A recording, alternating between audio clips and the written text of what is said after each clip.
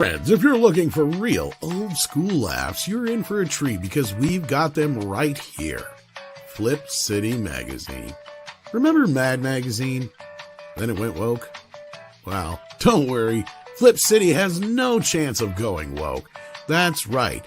4 times a year, you'll get an actual printed magazine full of jokes, stories, comics, and more, all about today's pop culture, entertainment, and woke politics. Flip City takes terrible entertainment trends we love to hate with hilarious parodies of Lord of the Rings, Stranger Things, The Walking Dead, Star Trek, Hunters, and more. Trust me when I say there is nothing else like Flip City on the market. So subscribe today. It will be delivered in print, or you can even get it digitally if you're one of those wacky Zoomers. Either way, follow our link and sign up today, and if you put in midnight, you get an extra 10% off. Check out Flip City Magazine today.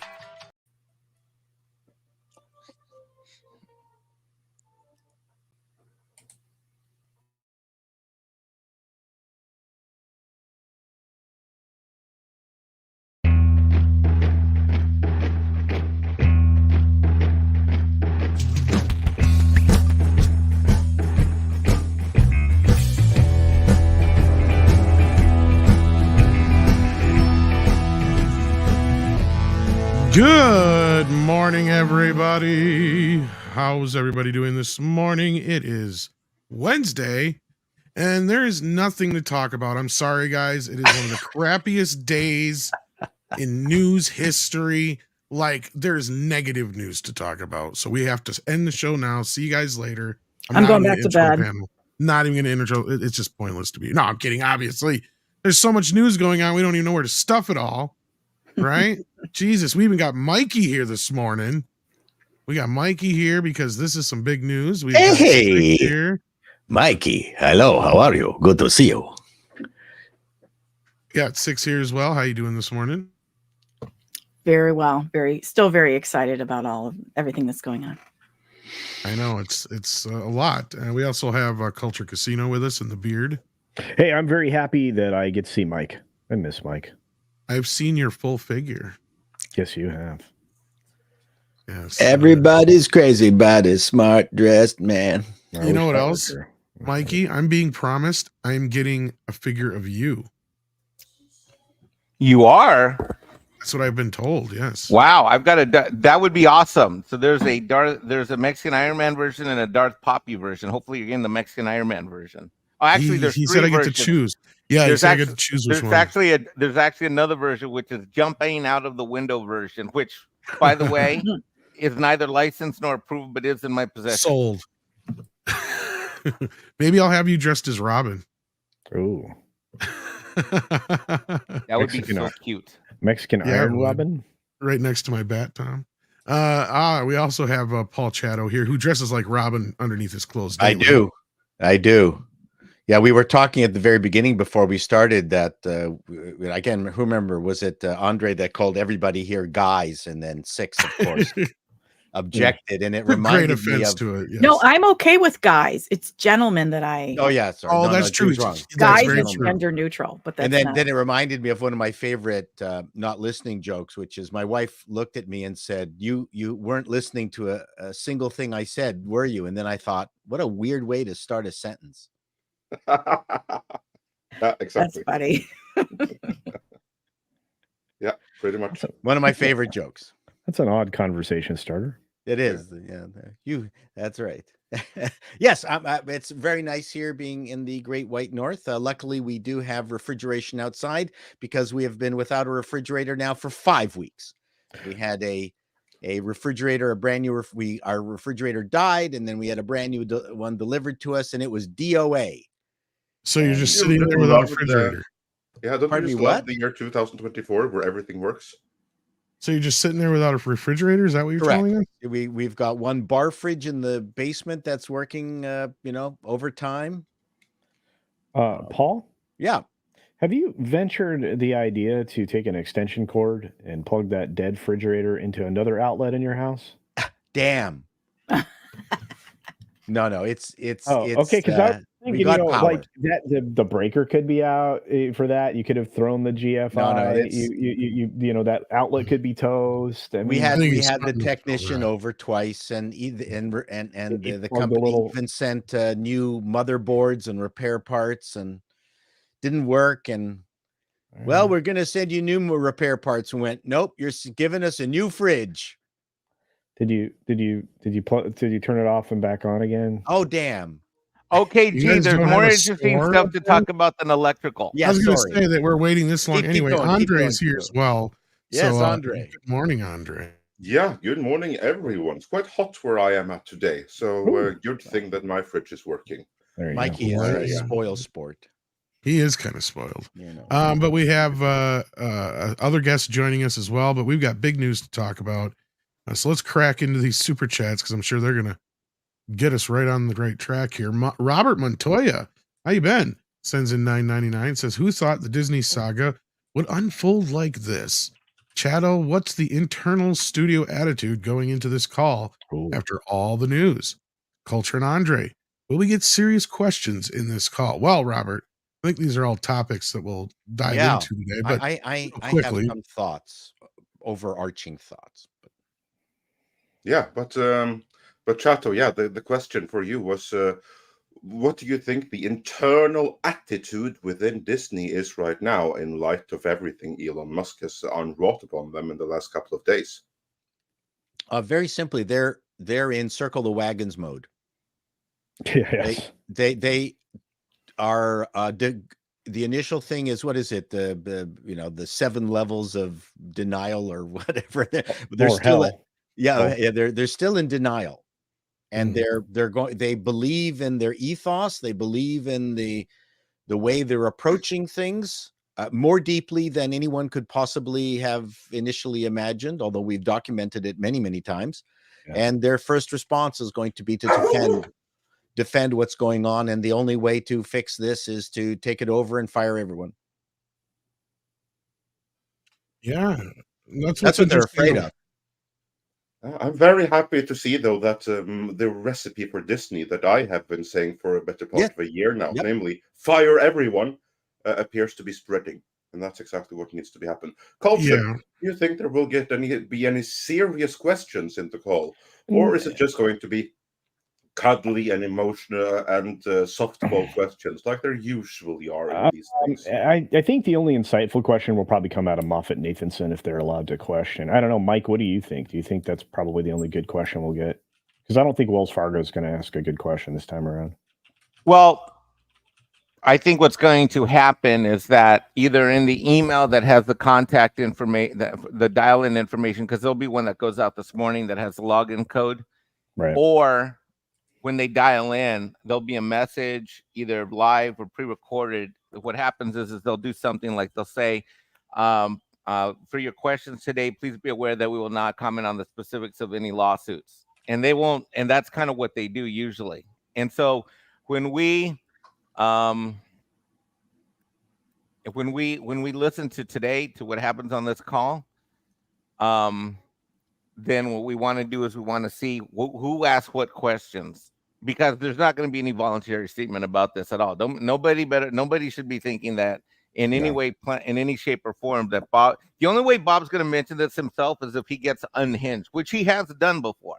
Like if someone asks him a question and he just goes off script, then he may go there as he's done before. But I think they've sat him down and said, look, here's what's up. And by the way, this is not the shareholder call. The shareholder call is going to be all bets are off in April. In April, all bets are off. Today is an investor earnings call. So we'll see. It'll be interesting to see who really is going to bring this up, if anyone brings it up. And it could be, that we could go through this earnings call and the Q&A and no one brings it up. Mike, I don't think. Will they do pre-recorded calls? Have they ever done that? Is that no? Disney has always, I think the trend, Disney's always done live call-in conference calls, and they're so technologically inept. They're going to do it again today, I'm sure. I wish they would do what Netflix does. Netflix does it. Did you guys see the Netflix call where they did it on a YouTube channel live with cameras? Yeah. That was amazing. That's what they should do, but Disney doesn't have the balls to do it. So, we're going to, we're going to be essentially listening into the earnings call without video, and it's going to blow chunks. I would love to see the look on Bob's face live on the YouTube channel like Netflix did, which is the winner way to do it. That's what you should do. Yeah, indeed. I would also echo that, and I would also let everyone know, like, just like last time, you're going to want to temper your expectations. The big thing here is Bob Iger going to say something to incriminate himself even further? But honestly, that is what we are looking for here. No one should go into this earnings call to expect Bob Iger to be roasted. That is unlikely to happen. If it does happen, because the only ones that are going to ask something now are going to be the institutional investors, no one else. And they are the ones that ask these bullshit softball questions that Bob Iger can say some bullshit about and get away with. So what we are really looking for here is exactly as Mike said, if he is going to trip himself up and incriminate himself even more in some way. It's going to be interesting, though, is if anyone is going to say anything about recent matters, because they all have to be thinking about it. So this is where we get to see which of Disney's shareholders are actually in it for earning money on Disney, and which ones are down with the message. And you can kind of like tell from the questions here. I've previously said that Disney's shareholders are a very passive bunch who will put up with everything, but they shouldn't put up with stuff anymore. And again, some of that comes from the fact that institutional investment's at 69% of the total company. So that's, that most of the people that are in funds that are, with BlackRock or Vanguard or whoever, don't really actively care or vote or pay attention to anything that's going on in their individual items. Right, Mikey? What about announcing something to try to divert our attention? That could happen. That has happened before. Remember, like 2 earnings calls ago, that was when they announced all of these live action sequels and remakes. And then they suddenly stopped talking about it because they were criticized for it. So they did a 180 for the next earnings. I think Iger striptease is what we're in for. Ew. I wonder if pelts will come up, though, because that is a little bit different scenario or situation here, right? I mean, how could that come up at all, Mikey? What do you mean? Considering like the vote? What do you mean? Yeah, because could anyone ask about it? Is what you're asking? Could some of the shareholders calling in ask for Iger to comment on the pending because that is something they play a part in, because the Gina Carano thing that is also that is something that people will be talked to about offline to bring it up. That would be an offline thing where basically someone in the corporate relations department will talk to the assistant for whoever's going to do the call in today, whoever's going to be on that call, and they'll say, hey, just so you know, we're not going to be commenting at length about what's going on with pelts. We'll deal with that in April. And they'll try to deflect it and kick it down the field. Now, if we do get, again, what we're going to learn about today is this. The biggest thing to do with it isn't to listen to what Bob says, although that's going to be factually important live. But what's really going to be interesting is that who asks what question, because that will tell us where the institutional winds are blowing. That will tell us how much Bob has shored up support. If it's a bunch of softball questions, then that means Bob shored up his support with everyone, because everyone on the calls, on the phone calls today, it's supposed to be friendly to Bob Iger. So if there's any calls that actually ask questions about Pelt, it's going to be like watching that CNBC interview from 2 weeks ago. It's going to be exactly like that, because what we learned with the CNBC interviews is those two guys are Disney shills, and especially Jim Cramer was especially being hostile to Peltz, and they weren't giving Peltz any respect. So if we see something similar from the investor calls today in the Q&A, then we know that the forces of evil have lined up, of institutional evil have lined up with Bob, and we know how big of a fight that Peltz and the others have ahead of themselves. Yeah, like I said, I don't anticipate like I said, the only interesting question, if they're allowed to ask it, might come from Moffett Nathanson. I don't think But what we should do, frankly, in my opinion, I don't know how you guys feel about this, is we should spend, I know for the last 24 hours, that probably everyone on this panel has exhaustively talked about this, but for the benefit of this show and this time slot, which has spent 5 to 10 minutes giving everybody a quick recap as to what's been filed and what the lawsuit says. I know Andrew's coming on in a minute. So hopefully we can wait till he gets here, and he told me he would be happy to do that. If there's any super chats we want to read, I read the balance sheet, Andre, and the P&L. I read the whole annual financial report. So if you want to ask financial questions, I'm ready for those as well. Wow. I went through it was long as hell. I was up till 2 a.m. after I got done with the client appointment. I sliced it and diced it. This company is in no better fiscal health now than it has been at any point in the last year. Things are not better. If I would argue things are equally bad, if not worse, and I can explain that. Yeah. You know, that's exactly what I was going to ask. Since you read it, what would be what stands out to you? Has anything become any better or worse? And is there anything else that stands out to you in terms of future risks and opportunities? So I see 3 things. There are 4 things arguably that stood out to me. Number 1 is the balance sheet largely looks the way it has the last 3 or 4 years. That means the fiscal health or lack of health isn't much better in this year than it was a year ago, 4 quarters ago. Number 2 is they brought in more cash, and they're probably going to talk today on the earnings call about how revenue exceeded expectations. Well, that may be interesting, but let's go to point number 3 on my list, which is that their operating profit is down. So even though they brought in more cash, they actually have less cash from running the company. And the 4th thing that stood out to me is that although they're going to brag today about their earnings per share going up, in reality, it's all done with smoke and mirrors. What we see is a ton of impairment charges. We see a ton of write-downs. We know that some of that is Galaxy's Edge. We know that some of that is some of the TV shows that they wrote off, which you guys have covered exhaustively on this channel and on Midnight Edge After Dark.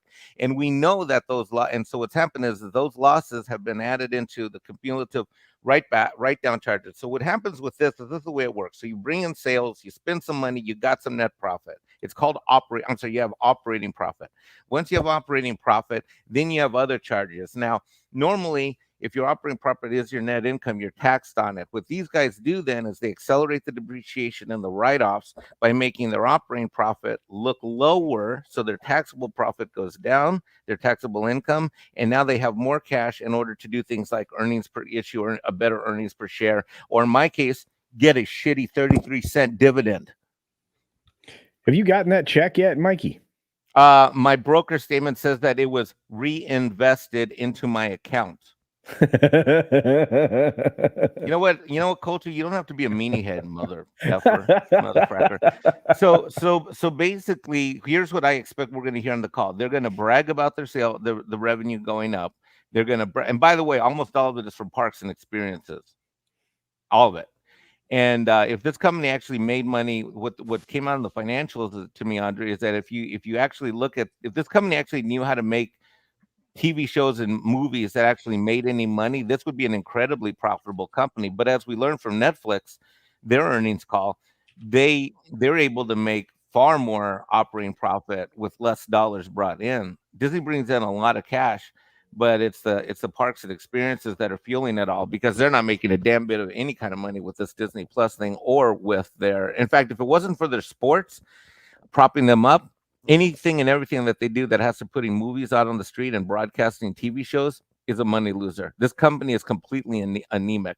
And I'm sure that Bob's going to talk about earnings per share. He's going to talk about dividends. He's going to talk about more sales. And that's what we're going to expect to hear today. Redstone's stock is cheaper than a condom, sends in 14 South African rands and asks, what does earnings call after market close tell us? Do you mean what the share price after the no? What that means? Okay, so what he's getting at, Andre, is that there's some companies that do their earnings call before the trading day starts. Like Fox this morning. Right. Yes, I see. Yeah. And there's some Disney has always done their earnings call after the market closes. And the reason they've done that is because they're one of those companies that are control freaks. Culture, you could speak to this a little bit, and I'll let you chime in, right? But basically, Disney is one of those companies that are control freaks about information. They typically go in a rhythm, and they've done this for decades. What they do is they want to sprinkle announcements leading up to an earnings call, and then they want to manage that overnight stock price so that if it's bad news or not great news, it doesn't affect their trading volume that day. It happens after the fact. So what this signals to me, to answer the super chat, is that Disney yet again is a company that is kind of playing not to lose instead of playing to win, because they take the safe, easy route by waiting till the bell rings on the stock trading floor, and they've always been that way. Well, they've always controlled their information, right, Mikey? I mean, that's kind of, they always try to deal from a position of managing expectations. They never try to set expectations in the front, and that's just, it's not uncommon. They've been doing business this way for as long as I can remember, and what it tells you is that exactly what Mike said. They want to mitigate any news that comes out throughout the day, and after the stock closes, they're going to give you just enough breadcrumbs worth of announcements and things mixed in there that might keep you interested in the stock if there's particularly bad news in their And shout out to release. Donald J. Skywalker, who alerted us as to what this morning's news was, released 2.5 hours ago. I put the link in the private chat. One of you can use that link. If not, Disney announces that with Fox and Warner Brothers, it's going to launch a major new sports streaming service this fall. Actually, this came out last night, but yes. And I recorded a video on it and then decided. I think they brought this out to try and detract from the Gina Carano news, but it didn't work. It didn't work, and I didn't actually release that video. Probably won't, because this just isn't big enough news. Mikey, if you've had a chance to read this or reflect on it, this seems rather desperate for all three of these entities at this point to come out and do this on the heels of like an idea that I see this as more of a win for HBO than anything. Yeah, but Peltz was having this idea that maybe having a sports relationship between ESPN and Netflix. I think that this is kind of a counter to that, or a counterplay to that in part.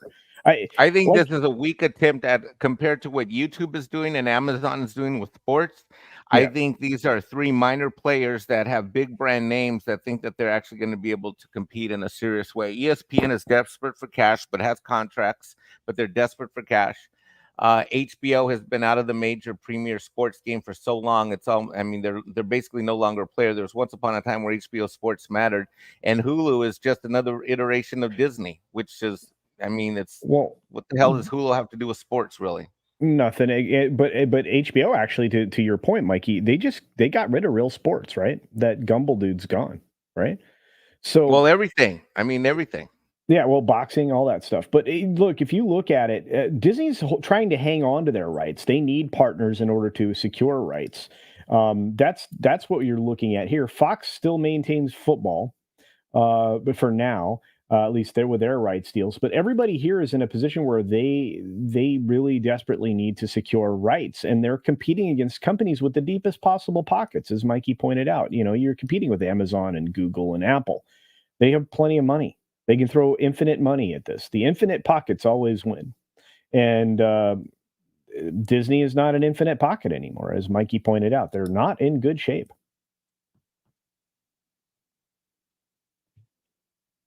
I think you're muted, Mikey. They are not.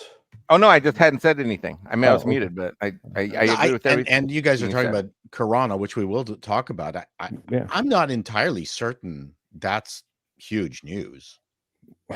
Well, then you're going. Are you high? What do you mean it's not huge news? It's being covered by every major news for us. It's on major networks. It's on Fox. How is it not major news? Well, Fox wants major news. I don't think it is, but that's fine.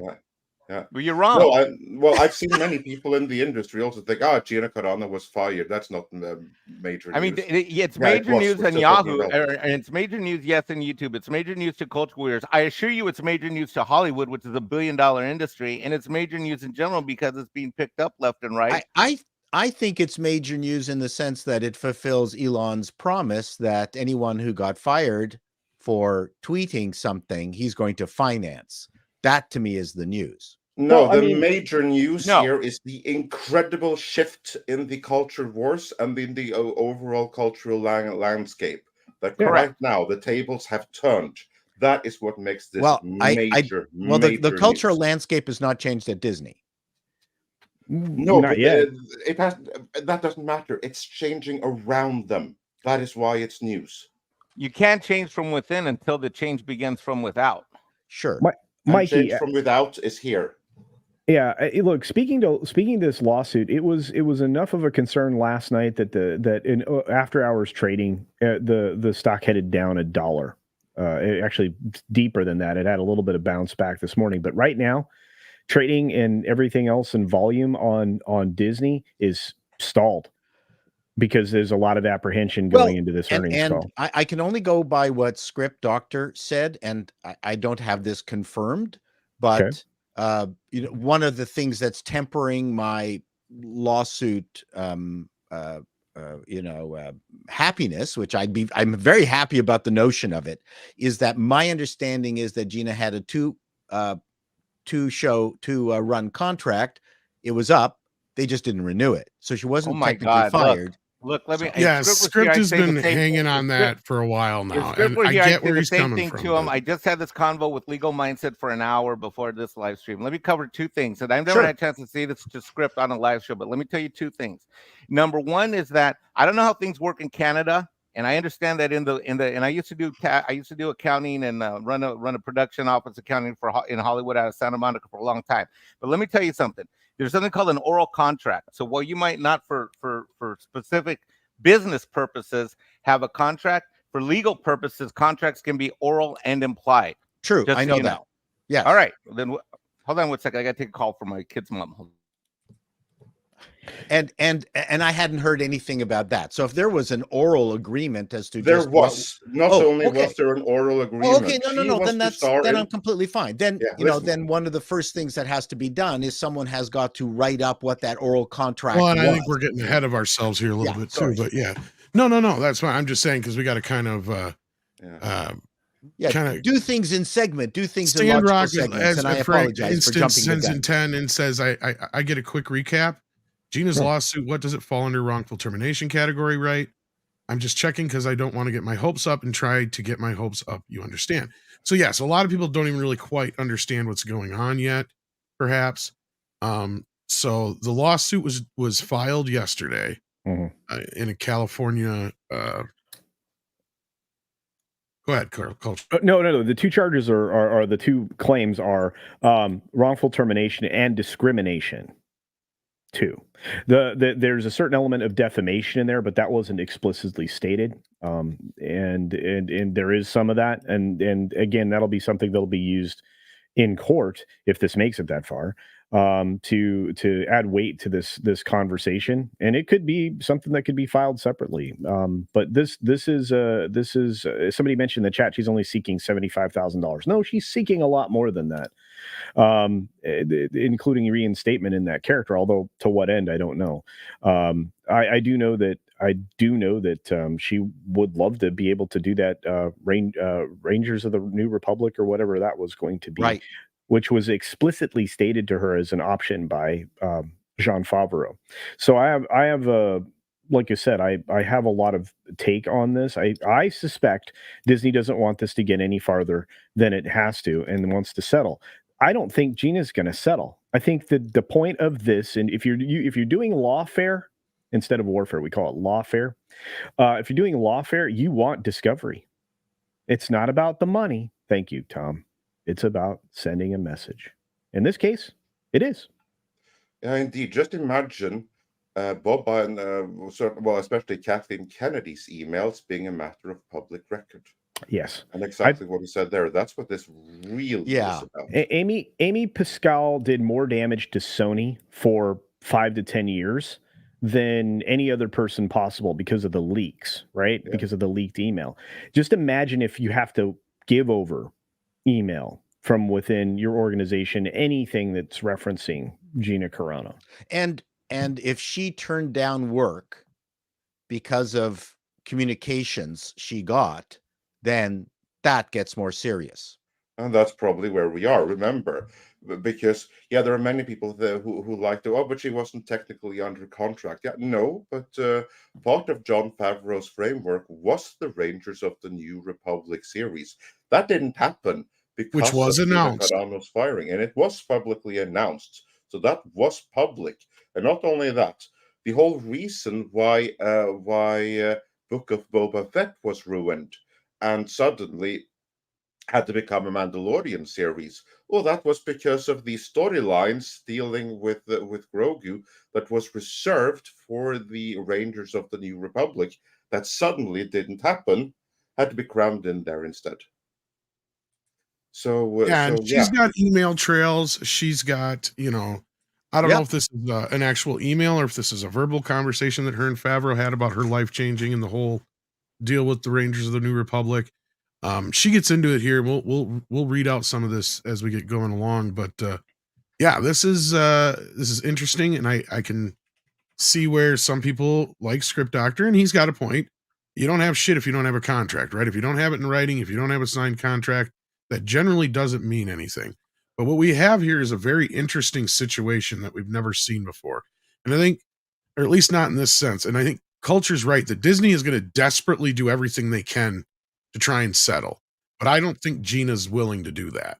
Because again, it's not about the money. She doesn't give a shit about the money at the end of the day. She wants to send a message throughout Hollywood and the country, and also get reinstated like she was in the first place. And she even brings up, like how they brought back James Gunn, for instance, after his whole situation. Does Disney have a settling culture? Or yes. do they fight? They will settle. No, they will settle if they can. How often do we sit here and talk about Disney lawsuits and they just kind of disappear? Well, that's because like with what's her face who played the Black Widow, Scarlett Johansson. Yeah. They pay it to make it go away. Yeah. That's what they do. So this is usually what happens. Like we hear about the lawsuit and we never hear from it again. Exactly as Tom says, that would be because they settled out of court. So that is very much so the Disney way. But in order to do that, you have to have the other side interested in doing that. That means they're interested in the money. Clearly, since Gina Carano says she wants her role back again, and that's going to be very difficult with Kathleen Kennedy still in the building, that means she's not out to settle here, most likely. I mean, we never know what's going to happen, but I would imagine that they want that discovery. They're in this for the change. Elon Musk is funding this. And we know that he probably has a chip against his shoulder against Bob Iger and Disney right now. And he's going to do anything he can to get them. He certainly has. And this is one of the biggest things that he possibly can do. I don't think that he's going to fund Gina Carano, make a big deal about this. And it is a big deal. I mean, this is even in the news in Norway. It's in the news here in the Canary Islands where I'm right now. This is a big, big deal. And that's such a big deal. I don't think that Elon Musk is going to just settle for something here. Well, and he just reposted, Andre. I'm looking at it. If you were discriminated against by Disney or its subsidiaries, ABC, ESPN, Marvel, etc., just reply to this post and receive legal support. Indeed. Roseanne retweeted it too. Yeah, and Did you see what that? we've been what we've been covering, courtesy of Film Threat, with the discriminatory practices that you have in writers' room and everything like that. There's going to be a lot of people, qualified people, who were let go or denied opportunities at Disney because they had to bring in someone less qualified but more diverse. Well, I would love it if Elon would redo this as an injury lawyer ad. Were you discriminated against by Disney or its subsidiaries? Come on. Well, the beauty is he doesn't have to because he already. No, I know, but that would be fun. Yeah. Call Elon Musk and Musk today. Yeah, that's right. All right. Well, here actually, Gina jumped on Fox News last night. So you guys want to hear what she had to say? Yeah, you know what? The people who are attacking Disney should be called the Musketeers. I like it. That's a nice one. Yeah, I like it. Goes right well with Wall famously said, if you can dream it, you can do it. For over a century now, Disney. I thought that was Frankenfurter. He's used dreams and ideas to entertain us. Everyone, from the most liberal family in California to the most conservative family in Wyoming. Disney never discriminated until now. 3 years ago, actress Gina Carano was fired from Disney. Why? For speaking her mind. And she was one of Disney's most talented and beloved up-and-coming actresses. It's been a real treat. For this here. Unless you want to go another round, one of us is going to have to move on, and I was here first. Now, what you saw on the big screens, what you got in real life. Corano has never been afraid of anything. She doesn't hold back. She's criticized social media censorship. I got to say one thing before we get to her bit here. I've noticed a big difference in how the media is covering the story now compared to when she was fired. Has anybody else noticed that? Yep. Yep. That is There's the be some big sympathy for her. It is the shift in cultural perception. Bingo. So yeah. COVID lockdowns, BLM. She even said her pronouns were beep, bop, boop, like R2-D2. She said we need to clean up the election process by putting laws in place that protect us against voter fraud. She said screaming at someone that they're racist when they're not makes you a coward and a bully. Everything she said, I've said, you've said, isn't that controversial, except to Disney. So they fired her. Quote, her social media posts denigrating people based on their cultural and religious identities are abhorrent and unacceptable. But Corano says Disney hunted her down. Quote, my words were consistently twisted to demonize and dehumanize me as an alt-right-wing extremist. It was a bullying smear campaign aimed at silencing and destroying and making an example out of me. Today, she announced that with the help of Elon Musk, she's suing Disney. Gina Carano joins us now. Oh, wow. Gina, why do you think, after all of the things said and done by actors and actresses of all political stripes, you were specifically targeted? Oh, that's a good question. I think maybe because I'm a bit unassuming. I am easy to work with, and I think sometimes, if you asked anybody on that set, they would say, I was the most non-controversial person. But I think, like we've seen all over America, a lot of us are getting sick and tired.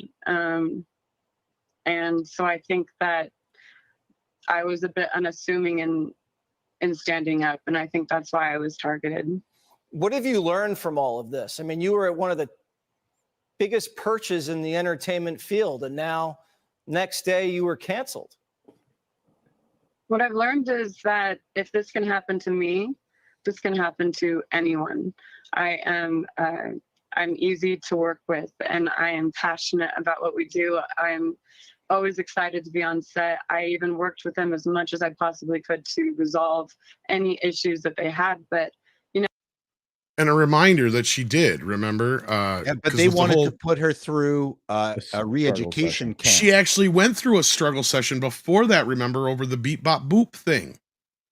Because she even apologized for it, saying that after a discussion with, I didn't know that. Yeah, after she even said, like, she didn't, let me rephrase that. She didn't necessarily apologize, but she did explain what her motivations were by that, and that she didn't mean anything against the trans community by it necessarily. And she went on to explain all that thing. But yeah, she had gone through some kind of thing ordeal with that already. See, because that was before that. And then as soon as this happened, that was like, she got just completely blindsided like the rest of us, it sounded like. But here, we'll continue. Eventually you have a line, and, when that line gets crossed, you just have to say, enough is enough. And if I look back on what if I would have caved and I would have done something that disrespected myself, then I wouldn't be doing any favors to the next generation, to my nieces, to your children, and I felt like since I didn't have any children, I was a person that could stand up and say some things. And the things that I said were so gentle. They weren't aggressive. They were never with ill intent. They were never malicious. And that's how I know, because I was so conscious that, if this can happen to me, this will happen to you. And if we just pass this along to the next generation, it's just going to get worse and worse. Well, it's good advice, because young Americans come up to me all the time and they say, Jesse, I love what you say. I believe the same thing, but at my job or my college, I can't really say that because I'll get in trouble. What do I do? It's very hard to navigate this crazy world that we live in. So, you know, I guess your story is very inspiring to a lot of people, Gina. I have people at these fan expos that I absolutely love, and I have them coming up in tears, in mass amounts of people come up in tears and just thank me for taking a stand, thank me for saying the things that I said, and that has made it all worth it. No matter what happens, that has made it all worth it. And I really applaud Elon Musk and X for championing me in this lawsuit, and I appreciate all your love and support out there, and I hope I make you proud. Oh, well, we feel that. Thanks, Gina, and good luck on the litigation, and keep us.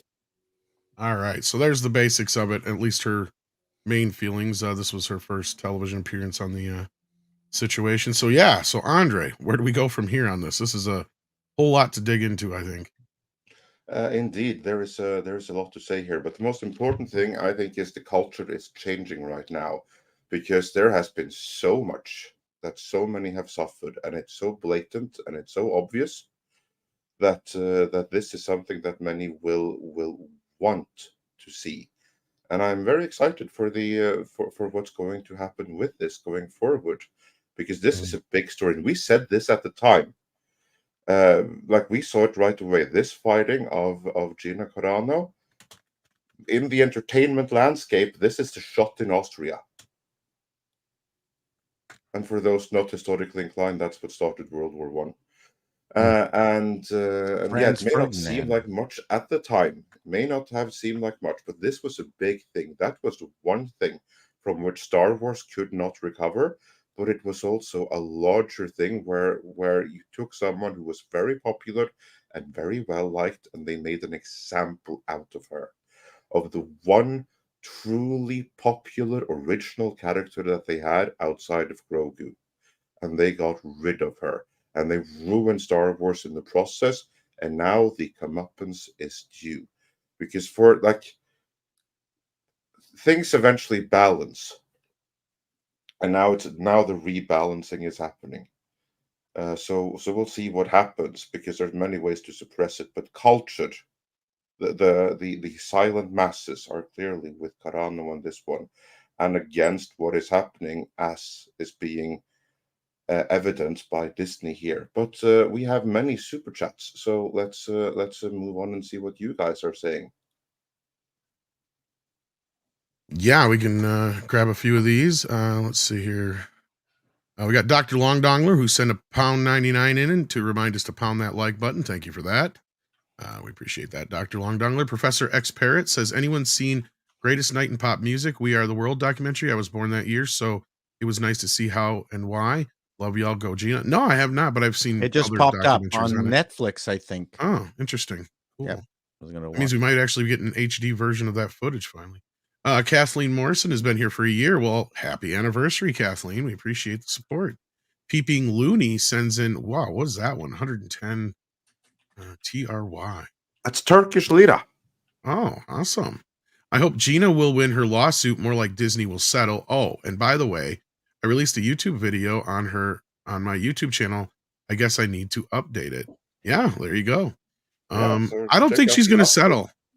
I think that's kind of the big thing here, but we'll get into that a little bit more here. Hopefully when Andrew gets here, if he's able to join us. The reason she's claiming damages, folks, I hate to spell this out, but my speculative reasoning here, the reason that she's claiming damages is because it's the only way that she can force them into an attempt to settle.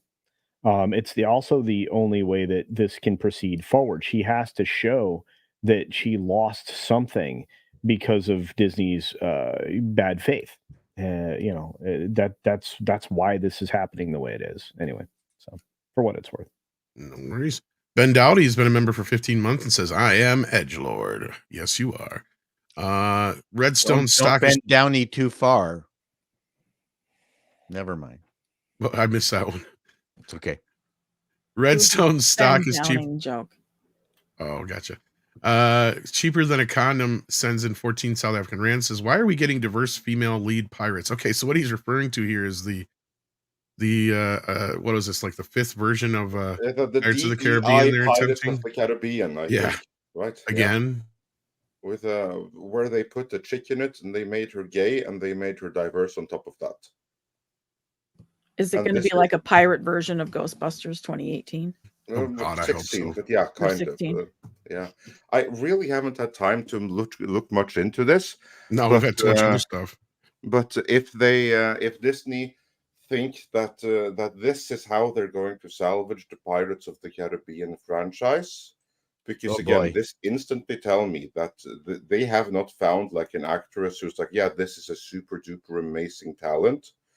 No, it's like this person is diverse. That's really all that's needed here. Then we get our ESG brownie points and everything, and audiences are going to flock to it because it says right here on our piece of paper that people like to see themselves on screen. So, so that is why. Because according to the long disproven theory from Victoria Alonso that people need to see themselves on screen and then they're going to come flocking to it. Even though that is blatantly not true, that's why we're getting this, presumably, because there's no other reason on the face of the earth why you would want to do another Pirates of the Caribbean movie without Johnny Depp. I mean, yeah, if you want another $300 million loss on your hands, that's one way to do it. It's funny because I hear a lot of people defend this kind of an action, saying, well, Johnny's getting too old to play the part. I'm like, okay, then you stop making the movies, because right now his name, his appearance, his likeness is synonymous with this character, Jack Sparrow. And you can't, and I guarantee you that, one of the smartest producers in the business right now ever is considering this as only because he's maybe forced into this position, not because it's a logical move on his part. I can't imagine Bruckheimer stepping forward with this kind of an idea. This is just garbage. And again, it long proves, the fact that these types of efforts, when they're not organic, are not just ineffective, but outright damaging. Anyway. Tells me one of two things. Either they talk to Johnny and he's like, nope. Or they're trying to get Johnny to sign. How many millions of llamas do you think he wants? Alpacas. Alpacas. Oh, alpacas, excuse me. Yeah. Yes. A big difference. Who's the llama person? I would ask for baby goats in pajamas, but that's just me. I think you just want a date with a midget, but that's just me. What does that got to do with baby goats in pajamas? Bruckheimer did sell out for National Treasure, which I think was on Amazon. Oh, it was so bad. It was so bad. He is willing to sell out. Yeah. And yeah, I saw how well that went. So now they're trying to do it again here. Yeah. ActionCom sends in 5 and says, whatever happened to the point of personal privilege stockholder? The one Andre rechristened that son of a bitch. I love weird stockholders. Yeah, that was fun. For those that don't remember what ActionCom is referring to, this was, I think it was like 2-3 years ago. Must be something it was an like earlier that one by now. Yeah, where it was us and Lorena Creole, and we were watching the then earnings call. And then there was this, and this was when the floor was open to the public, so it would have been like the April one, the spring one. And then there was a guy who first asked a question, and then he added, "Oh, point of personal privilege. Can you please sign my book, Mr. Iger?" Like, I mean, it wasn't literally John Campia, but it may as well have been. And basically, I took offense to two things. One, that he would take the advantage of asking Bob Iger to sign his book in the first place. In that particular setting, you want to do it behind the scenes afterwards, that's okay, but this is on camera in a shareholder meeting that is streamed to everyone, and this is where you ask to have your book signed, and that they used the commie language, point of personal privilege. I mean, that's basically when I kind of said something along the lines of the answer is no, and that son of a bitch needs to check his personal privilege. It kind of went off on him a little bit. Both Tom and Lorena Creole found it very amusing. I don't think they told me like that before. I was going to ask earlier, but would Nelson Peltz himself have access to this call, since he is one of the biggest Disney shareholders? he would have access to the call. I mean, the call is open for everyone. Will he be allowed That's to what I mean, ask yeah. a question? Probably not. This is for the people that, as Mike said before, this is for the pro-Iger people. They're good, loyal allies who will be delivering the softball questions. Any real questions they may have had will have been dealt with by agents, so that they can produce softball questions that Disney will be prepared for and have a prepared answer for. It's if they go off script, and they ask some real questions. That's what we'll be telling. But no one should go in expecting anything other than a softball performance here, because by default, that's what we're getting. That's what I April, figured. that could be wild. This thing Yeah. right here.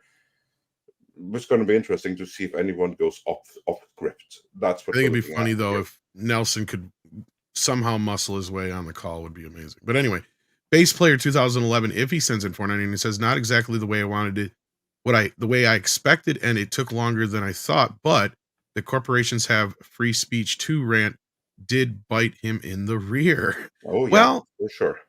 yeah, it will. We're going to go through the case here a little bit closer here. Hopefully, if Andrew makes it. But yeah, Action Com says if Elon can bring a sink into Twitter headquarters, do you think he can take a shower out of the Disney headquarters? Oh, I got a specific shower in mind. Yeah, this is a good question about the whole Elon Disney business. We haven't really even got to touch on that very much because that also kind of happened in the meantime. I think we discussed it a little bit on Monday, but I think a few things that have been said and done in the interim sense have kind of solidified that this is definitely something in Elon's crosshairs, wouldn't you say, Andre? Oh yeah, absolutely. I do believe so. I absolutely believe that Elon, he wants in on that Disney action. Bob Iger should be very worried about it. And that would be a very symbolic gesture if Elon were to basically come and drag Bob Iger's shower out of the office. Problem is that would be too much of inside baseball. But yeah, I do love this thing right here. Yeah, and this is what I was gonna say is like, because isn't this how the whole Twitter business started? Wasn't it like Babylon B or something like that? Culture said that. No, you're asked him, right. Yep. asked him the same damn thing, and this was his same response. Is this? Yeah.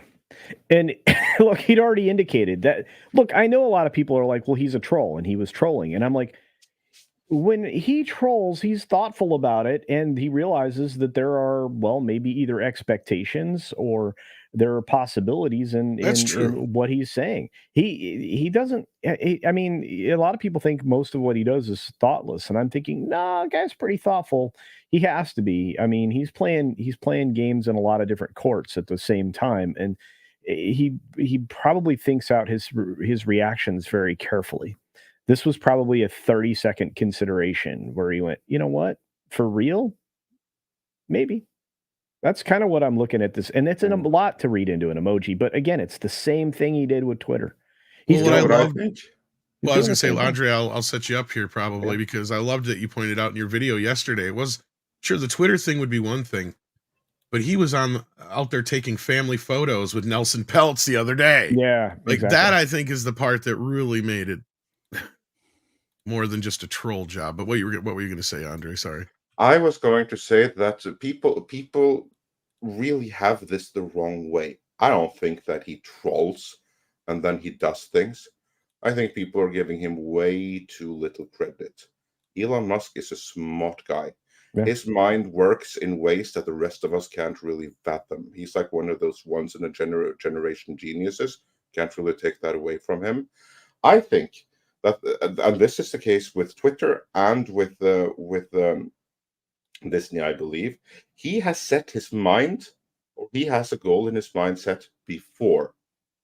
And then he uses the trolling afterwards to kind of hint people and the world at large at what he is already planning on doing. I think that when he is trolling about buying Disney, and you see all of this, that means that the wheels are already in motion. The wheels were in motion long before any kind of public trolling took place. And by the time the public trolling begins, he's already on a path and the wheels have been set in motion, so there's no stopping it. That's what I think. I could be wrong. Maybe I'm giving him too much credit, but I believe that when he trolls, it's strategic. Yeah. He's already started something. Well, and he also knows all he has to do is post one little tweet like that, and it sends everybody into a tizzy, right? And sends everybody talking about this. And not just us, but actual news outlets, right? Yeah. And this is another thing with the Gina Carano thing. Like, part of the reason I think it's such big news today and yesterday is look, if Gina had pursued this herself, I think it would have gotten some write-ups. I think we would have talked about it, but it wouldn't be getting the attention it is because Elon is backing her up. That is the big thing, getting the, because he's following through with what he said before. And if this continues, who's next? Right? Because right now he's asking, have you been wronged by Disney in some way? I'm sure he's going to move on to another company after that. Like, I hope to gosh he gets down to Cara Lynn sooner or later, because she's probably one of the best cases he's got. Oh, yeah. Right? I mean, for clear termination over tweets from 4 or 5 years ago, right? Or whatever it was. Yeah. That, so again, this is just the opening salvo, I believe. Roseanne Barr's another big one in this, I bet. I'm sure he's going to go through them, and he's clearly being honest about it. So, he said that he was going to do it, and he's following through, just like he did with X. And I think he's going to do something with Disney. Now, will he buy it? I don't know, but I think he's going to stir the pot, right? He could do a number of things, I would imagine, right? Culture to stir the pot for. There are so many different things he can do to make this uncomfortable for Iger. But most importantly, I mean, look, if he makes 2 phone calls to 2 of his billionaire friends, the 3 of them could, pull money out of the couch and, get to 51%. I mean, they better do so fast, though, because from what I understand from Valiant Renegade, they have until markets close today to make the purchases. Well, and I've been hearing that weren't you guys saying that that's something we could learn about today, is if he had purchased any, or if he, well, he's got to file. Okay, so this is the 5%. Yeah, that's the thing. Thank you. Yeah, I tried to explain on Monday. So he would have to file with the SEC a 13D or 13G or maybe both. Well, we're not a financial channel. Yeah, we're not. So he has until close of market today to make whatever move he's going to make. So, and again, I'm not a license holder. I don't even pretend to be. I'm just telling you, that there are filings that have to be filed, and you would know about it. So, yeah. So it'll be interesting to see what we learn about it, and if this is something that they're going to address in the earnings call. That would be very interesting. He's already off to a great start this morning. Oh yeah. So breaking news: Elon Musk is tweeting again. Just Disney sucks.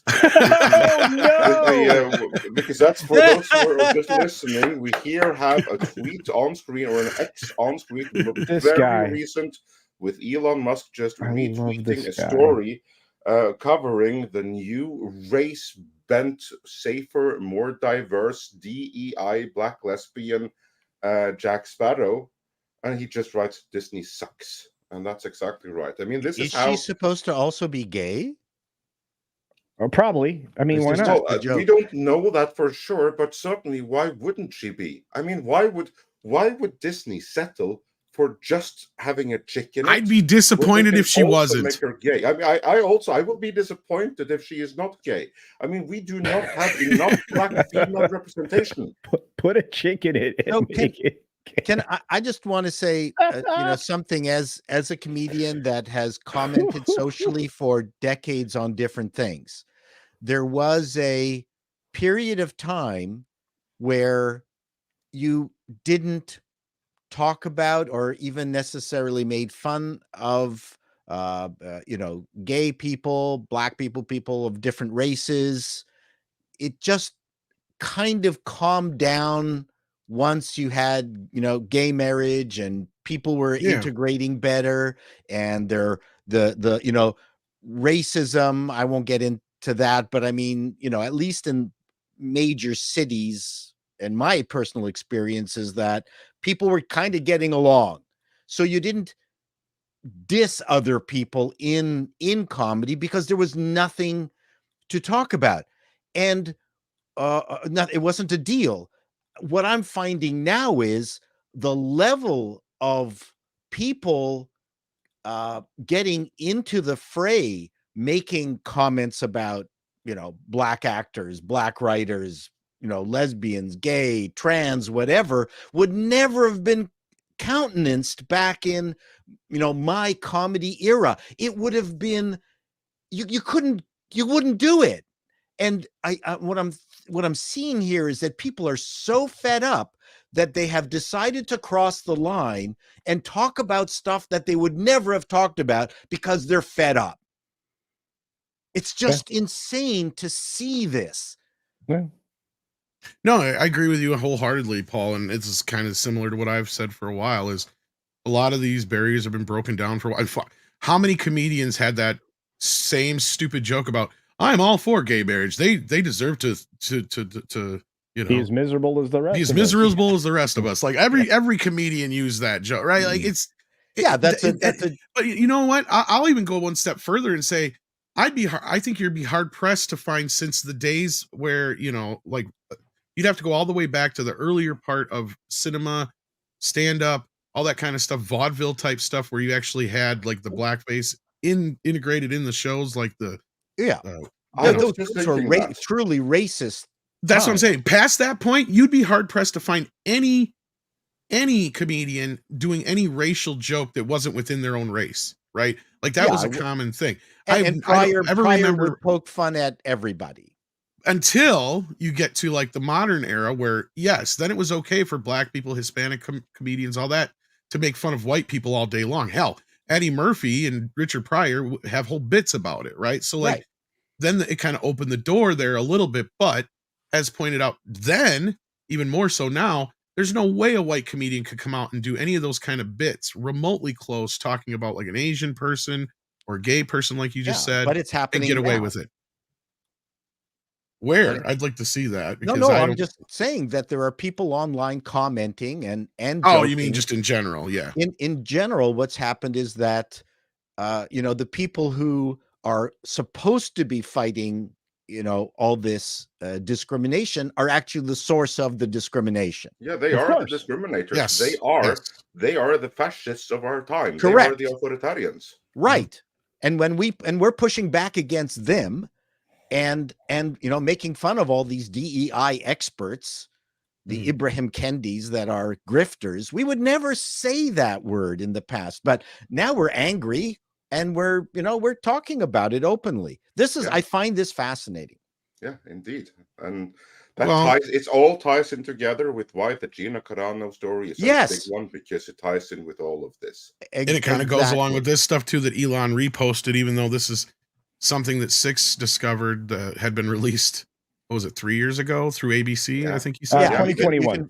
You can find the PDF on the ABC.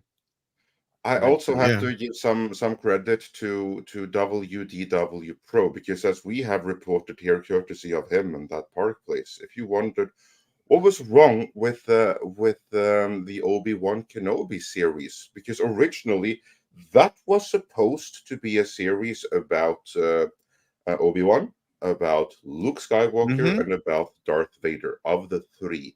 But then you have the inclusion standards that those of you watching can see on screen.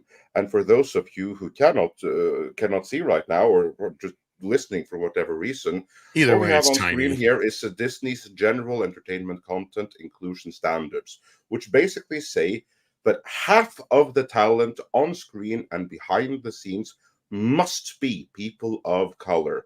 And also they must feature prominently in the story, basically forcing diversity, equity, and inclusion in every facet of the production. And that's the whole reason why the Obi-Wan Kenobi series couldn't be about Luke, Darth, and Obi-Wan, because that was too many white people on screen at the same time. Too many men. That's why they had to change the entire series, the entire premise, to bring in Reva, to feature her prominently, because that's the only way they were able to make the series I would imagine that's why they used Leia instead of Luke Right. as well. Yeah. Yeah, exactly. And also why they brought in Leia. It Why made you no didn't sense. really have Luke. They compromised the quality of the series in the name of diversity, equity, and inclusion. Yeah. And this is what's going on here. That's why Disney is going down to hell. It's those equity standards right there, because they mean that you cannot tell a good story unless you have a story that fundamentally fits those criteria to begin with. Meaning, unless you have a series that takes place in a couple of postcodes within LA, which is the only places on planet Earth where you are going to have a mix of population that matches what those criteria are, you can't really tell any other story. Well, of course, you can tell the stories that's set in Asia or something. You can tell an Indian stories. You can tell a Bangladesh story. That's all good and well. But you can't tell any traditional American or European stories because no organic story is going to fit with those criteria.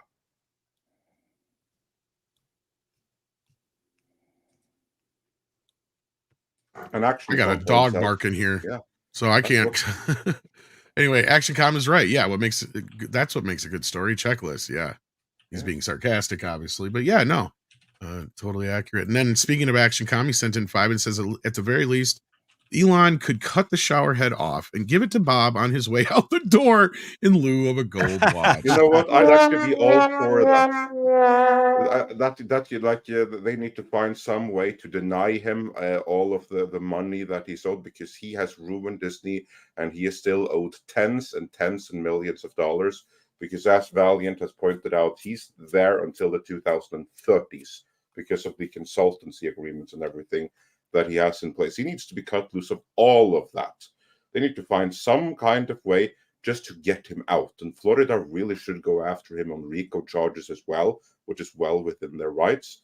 And as a final parting present, yeah, give the man who ruined Disney his shower head. There's the shower head that means so much to him because it enabled him to get away from his wife and hang with the celebrities instead. Well, I had a crazy theory last night that put Bob in a little bit different light, because you got to remember about this whole Gina Carano thing. This happened when he wasn't technically in charge. So I wonder, and I said this, if Gina said this in her court case about getting reinstated into the show because she may already know something that Favreau may want her back for the movie, and Bob was a part of that, so maybe this is all a coordinated thing to get Kathy ousted or something like that. But that is some real 4D chess moving stuff, because you got to remember, Kathleen Kennedy is going to be at the heart of this case. Because remember when Gina named her specifically right after the South Park episode, and remember what she said? She said, "This is exactly what she'll do to you." And then she listed the things that Kathleen Kennedy does. So that's just a wild theory of mine. But I know it's out there, but it's like, I wonder this whole time if the only reason she would bring something like that up is if she knew she was wanted back, wouldn't you think? Yeah, obviously. And clearly, I mean, Favreau wrote The Mandalorian around her. She is one of the load-bearing pillars of the entire series. The only problem is that there's a certain other actor who did the same thing for, who's no longer with us, Mr. Apollo Creed himself. And that's another wrinkle in this in the last week. So that's another thing, is now they're left without one of their main actors. Now, again, these things were obviously probably in motion ahead of time, but that puts them in a precarious position now.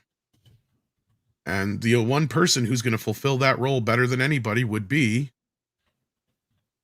Cara Dune, I would say. Wouldn't you guys? Absolutely. So absolutely. I think that some stars are aligning. I could be making all this shit up in my head, but what, that Musk would take on Cara next? No. That part of this reasoning for Gina asking for her role back, because my basis for this is, before, it didn't seem like she wanted to come back. Like, she was more than happy and fine of walking away and saying, "Fuck you people." because of the way she was treated. But now in this court case, it's part of her, what she's requesting is to be re-brought back into the Star Wars fold. I'm sitting here going, why would you even ask that unless you think that there's a possibility that people want you back? And as Andres pointed out, there's one person in the building that if they're still there, she's not going to want to be back, and they're not going to want her back. So the way the way the law works here, Tom, sorry to interrupt you, but the way the law works here is you have to be, to file a suit, you have to be able to show there were damages. Correct. So whether or not she wants back in or not is immaterial. Whether or not she wants to recover financial is immaterial. The only way she can bring case is if she brings those damages. This is to the true forefront. too, but so like I said, it doesn't have to be necessarily that she would accept the job. It's that she wants to be offered the job again. So whether or not it's a head fake or not, whether or not it's genuine or not, the only way you could bring this case is if you can bring along the damages, which is what I was trying to say earlier. True, but I'm talking about the timing of all this. Like, it all seems too coincidental. Now, of course, this is not a good thing for Bob to have going on before earnings call. But again, this lawsuit does put Kathleen Kennedy in one of the most precarious positions she's ever been in. If you get my drift. Yeah, if the discovery makes her emails a matter of public record, yeah. Well, not just that. Remember that she has an email that she was not supposed to get. Do you guys remember this in that interview? Oh, yeah. I'm sure she's got a hell of an email trail here. Shit, we don't even need discovery probably other than what Gina's emails say, because they probably have everything we need to know. She basically implies in that case that she's got the emails, talking about the Rangers of the Republic and all that kind of stuff. Email exchanges. She had that email exchange that she wasn't even supposed to be privy to, where they're literally talking about trying to get her ousted from the show, right? So she has, I don't know, conspiracy or whatever you want to label you want to put on this. Yeah, this was an orchestrated effort to have her removed. But yet, as she points out in her court case, nothing of the sort happened to her male counterparts, like Mark Hamill, Pedro Pascal, or Pablo Hidalgo, et cetera, ad nausea, because they all said the same things or worse. In fact, Pedro Pascal called half the country Nazis. But he didn't specify which half, so he was fine. We knew it was your lower half, but don't get into specifics. Well, you're talking about your country there. Well, it's your fault. But you brought this up as far as the this is to do with the DEI stuff, Paul. Well, and the thing is, it's also about power too. At the time, Gina had no power, or seemingly had no power compared to the other guys.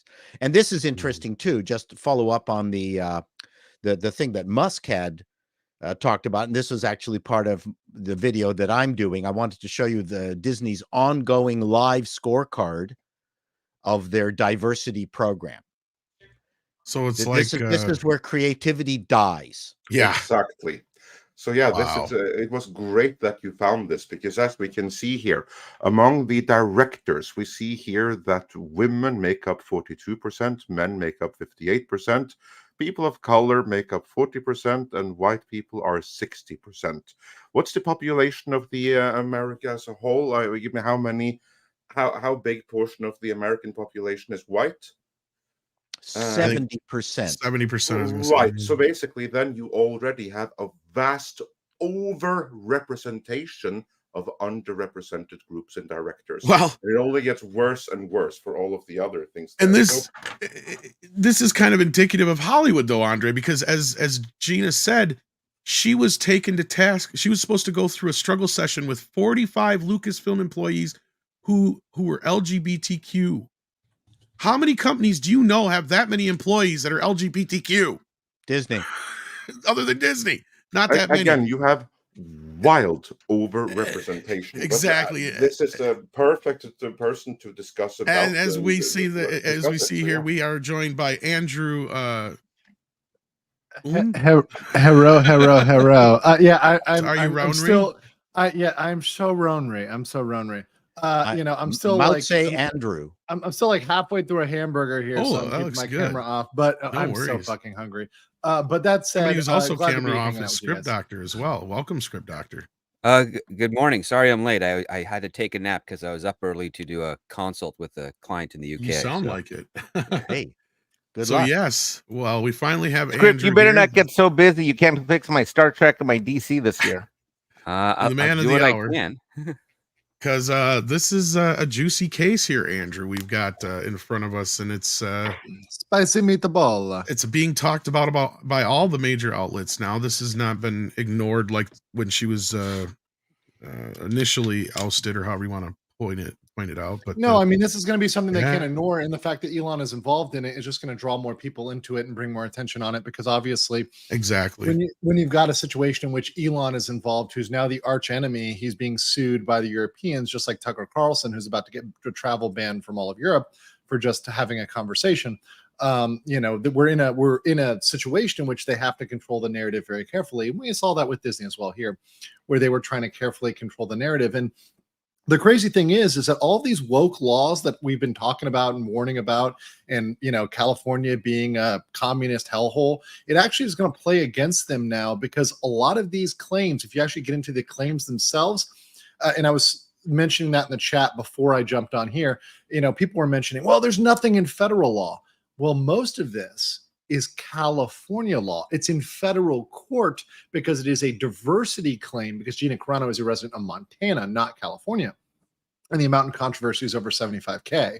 That's what we call a diversity claim, but it is almost entirely under California law and the application of California law. Federal court can still apply state law, and states can provide a level of protection above and beyond what's provided at the federal level. So these laws, which were probably initially intended to protect the woke crazies from being fired, are now being used against them. And also in regards to sex discrimination, right? The broader protections that are given to that in California will now play against them, right? Because it is the other political persuasion, but we actually have a claim of sex discrimination here as well. So a lot of stuff to really jump in on with this one. And you can now focus on me. Yeah, because I read the entire lawsuit, and the only thing on there that they have standing is basically the violation of 1102 subsection of California law. And that is basically you cannot compel a employee or a potential employee to certain activities in exchange for work, which is essentially saying, like, you can't put them through a struggle section. You can't tell them to have specific political values to a certain level degree. You cannot convince them to have sex with you in exchange for a role, those types of things.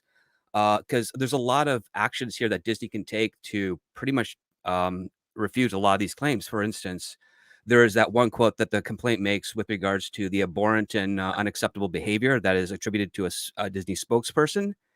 Since that's the only one that they could technically find, Disney can actually outright deny that. And if they want to bring in the journalist, I think that's the name is Lucier, to come in and reveal the source, well, he's protected in California by a shield law. He doesn't have to reveal that source. Unless the judge forces him to. Nope. Shield law. I looked it up. No, you did not.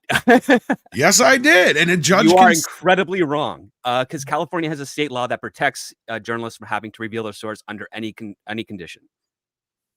I have visually seen this 4 or 5 times in the 17 years I've worked in this industry, Tom. Well, I'll confirm. I'll say, look, Script, I'll say that, look, the law has changed a lot regarding to, especially with sexual claims and anything that involves claims of a sexual nature involving, sex-based discrimination. That's changed wildly. We even saw that with the Danny Masterson case in the application of certain things that are sex-based. So regarding the sex-based claims, I think that with those specifically, regarding the sex-based claims specifically, I think those might fall under some of the exemptions that have been passed in the last year or two. Side.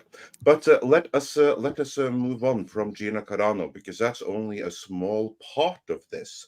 Because the bigger issue here, to me, this is the really thing that's even bigger than Gina Carano, and that is this, granted, not new document, but it gets more attention when Elon Musk retweets it for the world to see, namely Disney's inclusion standards. Now, Andrew, I know that you spoke about that earlier. Can you talk us a little bit through that, where basically you have Disney putting in writing that we want to put a cap on how many people of the white persuasion can be at different levels of production and stuff. Now this is my this is my argument here, and this is obviously me making a persuasive argument. This is something that Disney would object to, of course, right? But when you look at this document, and actually I have the document, let me pull it up real quick so you guys can see it. But this document actually sets quotas. This was one that Elon Musk tweeted out, and said he got this from an internal source. So of course, this hasn't been validated in a court of law, so this could be complete malarkey, but I'm going to treat this for the moment as if this is completely legitimate. And frankly, based on Disney's history, I have no reason to feel like this is not fully legitimate. This sounds just about right. It's also on the ABC website. I found it. I Yeah, downloaded it. So okay, so it seems like this is verifiable. It seems like this is verifiable. That sticks. I shared it. So if anybody who's backstage wants to let me share that real quick. But you can see that it's got actual quotas. This is something that, to me, as my good friend Robert Barnes says, always in cash, never in writing. When you put down that you are setting quotas here, right? And these are their standards, right? So a standard of 50% of characters coming from underrepresented groups, 50% of actors coming from underrepresented groups. Making sure your casting director is from an underrepresented group or has not previously worked on a GGE show. Making sure 50% of episodic directors, 50% of producers. Mind you, you guys just covered the statistics about white folks. Obviously, this would not be equal to the percentages in the American public at large. And to add to that, sorry, Andrew, but this is why we get people with no merit in these positions.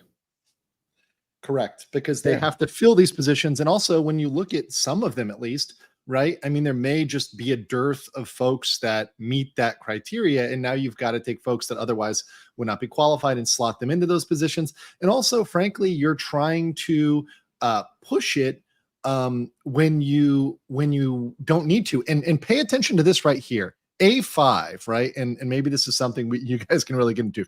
An A4 and A5. Series premise: meaningful integration of underrepresented groups into overall themes and narratives. Episodic storytelling: ongoing and meaningful integration of underrepresented groups into episodic themes and narratives. So when you are requiring that the theme matches an underrepresented group or aligns with an underrepresented group, I mean, to me, that's pretty much mandating, unless I'm reading this differently than somebody else, that's pretty much mandating that you have a plot line that includes some form of DEI or whatever else, right? Some sort of equity and inclusion. I mean, that's the standard here. Now, that's less legal, right? This is more vague, right? This is just me musing on that. The part that's really problematic is when you set quotas. And these quotas, when you see 50%, when you see these numbers here, 50%, 50%, all that stuff harkens to a case we just had at the Supreme Court level, which dealt with college admissions. This was the famous case against Harvard. With students who sued who were Asian American, and they were discriminated against because, well, they're Asian, and they in Harvard lost that because Harvard set a race quota, and they said straight up that's not okay. Now that has not been extended. To be very clear, this has not been extended to the commercial context at large. However, it would be a ripe case. That's all I'll say. Right? It has not been extended, but it would be a very interesting role here if people were to come out and say, I was a victim of this policy, right? I was somebody who was not hired or not promoted or not bumped because of this policy. And this is separate and away from the Gina Carano stuff. This is separate from that. I think this would be a very good test bed. And if Elon is able to find folks and actually finance their lawsuits, I think this could be a very interesting case in the commercial context. Well, part of the problem too is that Hollywood defines diversity much more narrowly than people assume. First of all, they don't include ethnicity. Like, why couldn't an Icelandic individual be a minority? In fact, We don't need Andres in there. They're radicals. You know? I know, but my point is that they've narrowly defined it based on the power structures that are in Hollywood.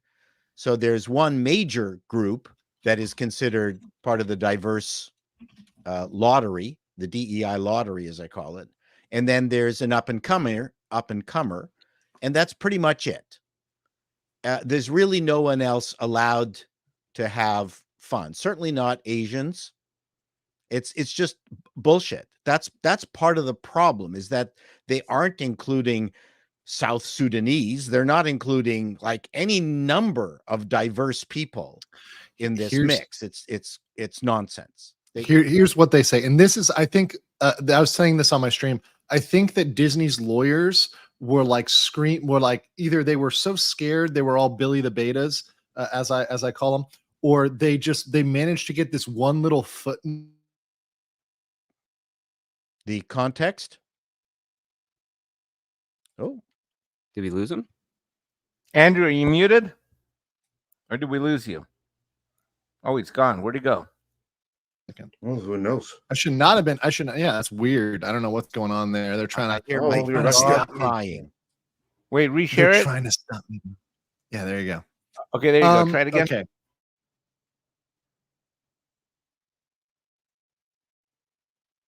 Okay. Please call me again.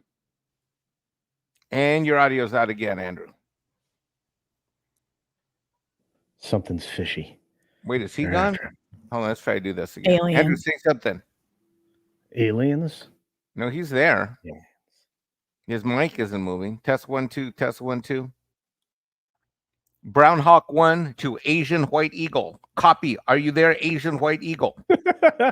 No. Wait. Brown Hawk 1 to White Asian Albatross. Are you there, White Asian Albatross?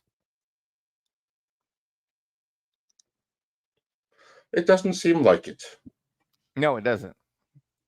Well, let's do some super chats in the meantime while we wait for Asian White Eagle to return. Well, got me, boys. I'm sorry. Oh, he's back.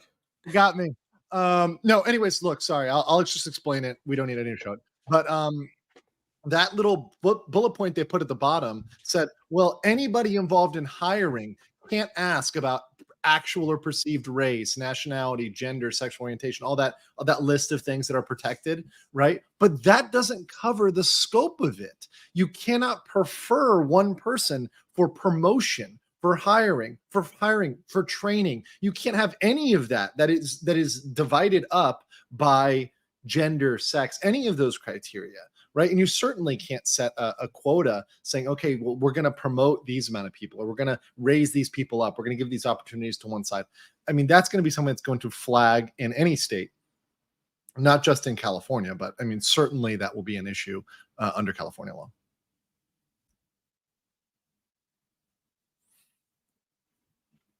Yeah. All right. Well, I let's would certainly hope so. Yeah. Andre, let's play through some of these super chats. We got like 31 Yeah, let's of them. do that. I'm going to see if there are some particular ones for. Yeah, here we have one. I'm doing them a little bit out of order. Travel and Tortoise wonders for £10.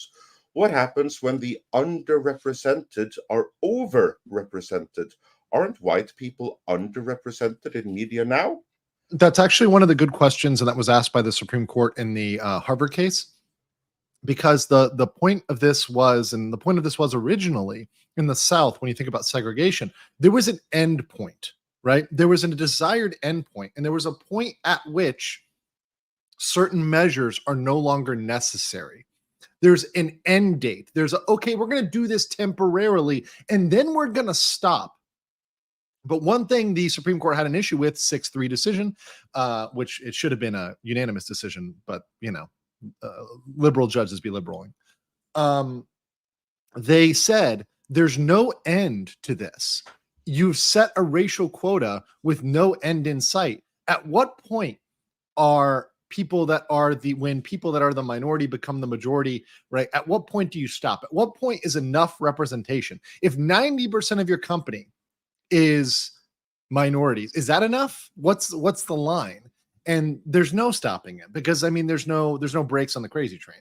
So because of that, because they don't have an objective criteria, an objective basis for making those decisions, there's no legitimate basis.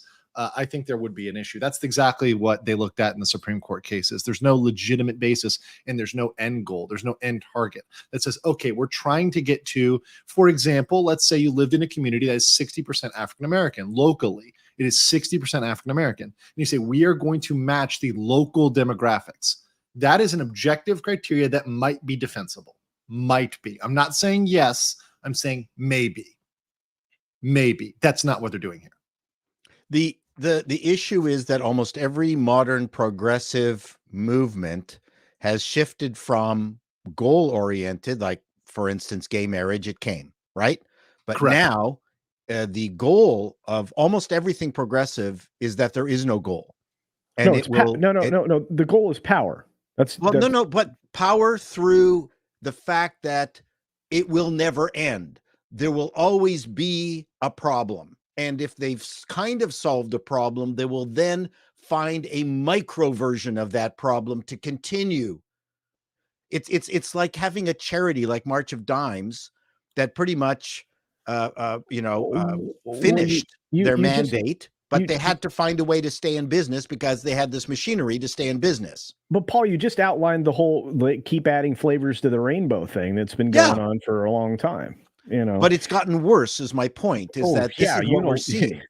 Yeah, unilaterally worse. This is the problem with DEI, is that you ask anybody saying, well, what was the statistics that caused you to put in DEI? What's the problem that you're trying to solve? How many people are going to be required to change things until it gets to the level that you've prescribed in your plan? And what is the end date? And what is the conclusion? And when are you going to wrap this whole thing up? Well, there's no wrap up. The whole point of everything now is it's never ending. That is the point. That's a very good point. Very, very good point right there. And as for California in particular, Aaron Ratliff has been a member for 7 months, saying California changes their laws more often than strippers change their G-strings. They're schizophrenic when it comes to making laws. That's very true. That's very, very, very true. Well, in all fairness, Mexican Iron Man, as a subject matter expert, will say it depends which strip club you go to as to how often they're changed. Okay.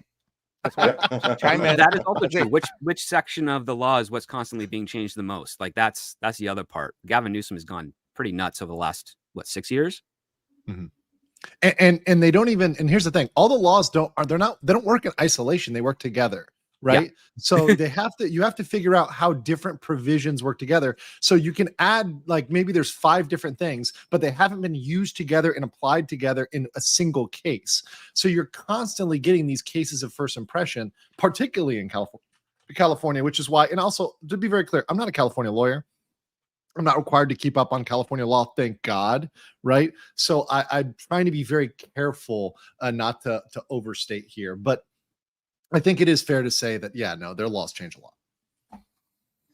Yeah, that also might explain some disagreements between panelists, because what was right in the past may not be correct anymore.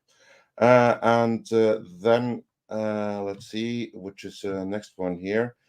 Kelhund says for $5, it's all about the Discovery that gets her subpoena for all correspondence for Star Wars. She doesn't care about coming back. Well, 2 things can be true at once. 2 things can be true at once there. Slade Wilson, the changed man, has been a member for 7 months, saying, I think there's no settlement here. Gina wants and deserves revenge. She now has the backing of the biggest wallet on the planet, officially at any rate. Musk and Peltz are pissed at Iger. Let loose the dogs of war. And then we have a very interesting question here, which I'd love to hear your thought on. Lope Hunter wonders for $4.99. Chapek was named in the suit. Is deposing him part of the plan to expose Iger's and others' misdeeds? What say you, Andrew? I said I'm gonna have to do a separate tinfoil stream. I tried to keep my stream tonight to like factual information without strapping on too much tinfoil and crazy stuff. Look, I'm a man who can be convinced of a lot of crazy things and a lot of crazy theories. And look, this has been a wild ride, so it's hard to say where it's going to end up. So I don't want to rule anything out. I mean, to be very clear, Iger was still there, and there is a dispute over control, particularly managerial control, executive control. And one of the things that is alleged, and it's a material element of all three claims, is that this was something that was orchestrated at the highest level, that the managerial levels, the administrative levels, the executive levels had knowledge of this approach, and also that they were working in concert, that Disney, Lucasfilm, and what is it, Huckleberry? I have to look back again. But the subsidiary that was affiliated with this production, that they were working in concert. So certainly if Chapek, theoretically, which by the way, his NDA would not cover legal actions, right? Correct. So he could point, if Chapek was implied, he could say, well, Bob told me to do, I mean, he's under deposition, right? So he could say that. Now, I'm not saying he will say that. He might not. He might just take the bullet. I don't know. I have no idea, right? But there could be a lot that ends up coming out. We don't know. It can daisy chain. So Iger, all I'm going to say is this: Iger is not off the hook necessarily, but he's not necessarily on the hook either just yet.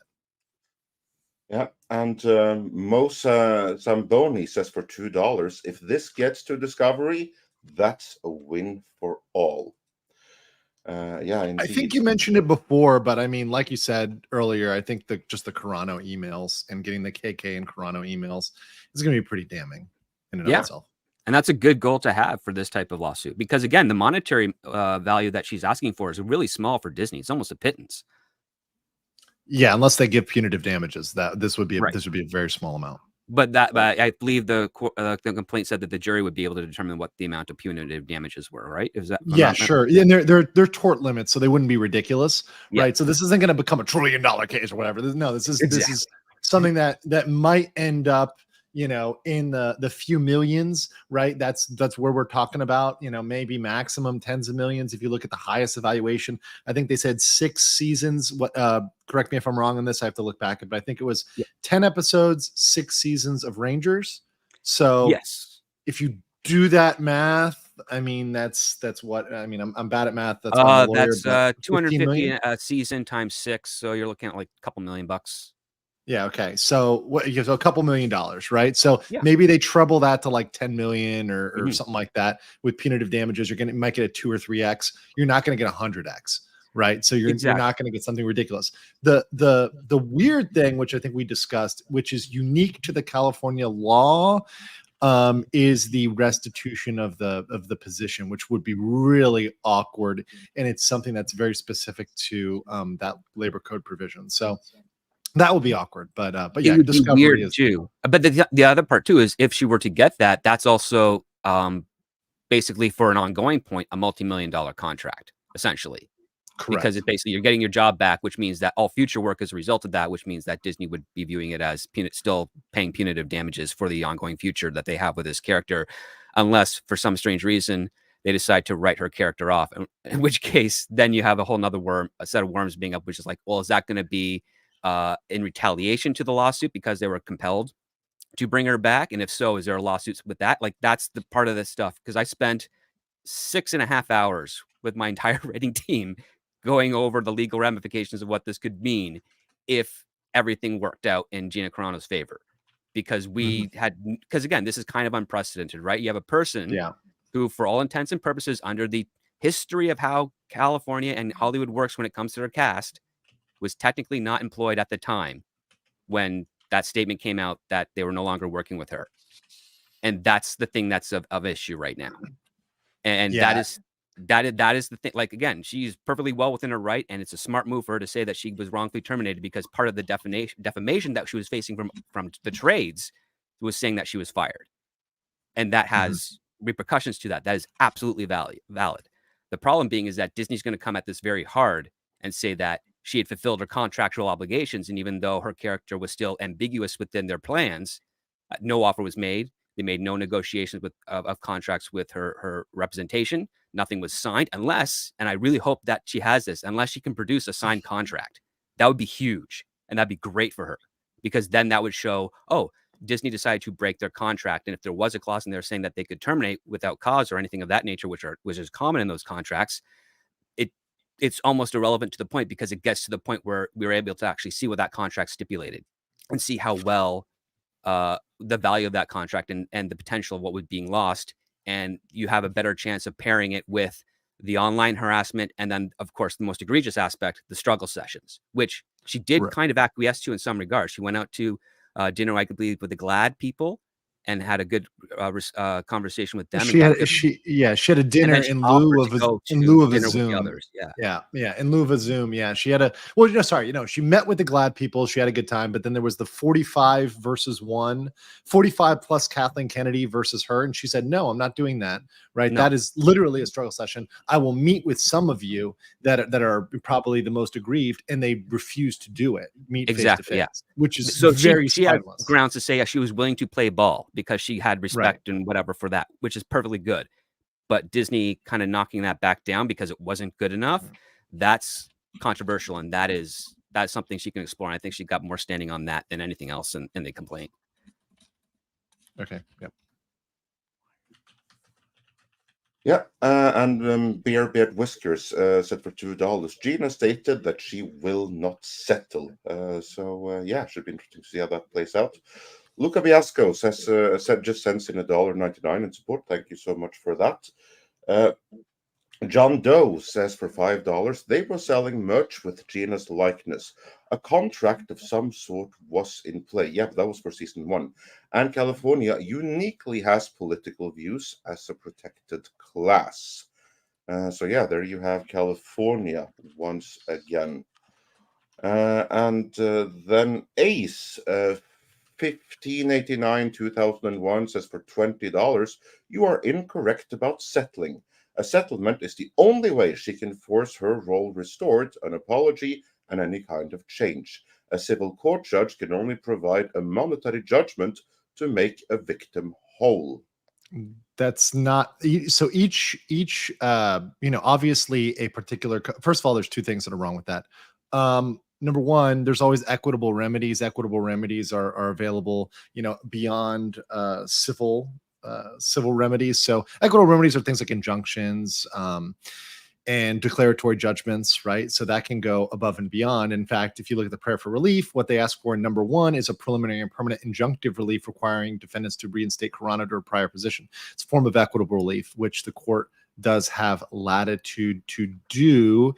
And in addition, that is a specifically enumerated right under the California Labor Code.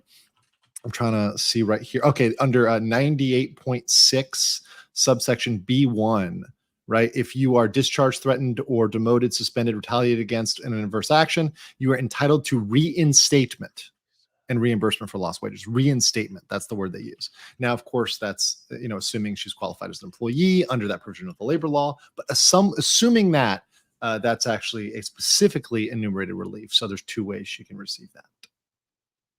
Yeah. And then we have Redstone stock is cheaper than a condom, says for 14 South African rands. Disney wouldn't have announced Rangers without contract. Actually, I think they would have. I mean, this happens frequently. So yeah, they totally would.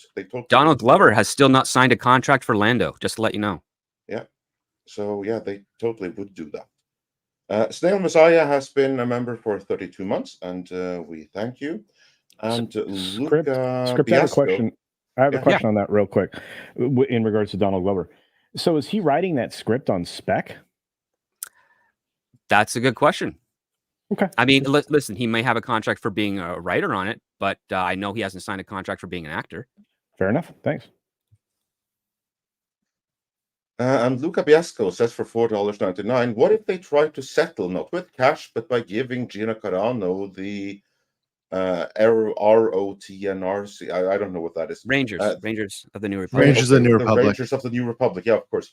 They could spread the rumor. It'd be hard for her to refuse. Well, why would they spread a rumor? I don't know. It's kind of weird because obviously, look, if you have a possibility where there's any possibility, like even a remote possibility hanging over your head of having to reinstate somebody to a role, I mean, that definitely could delay.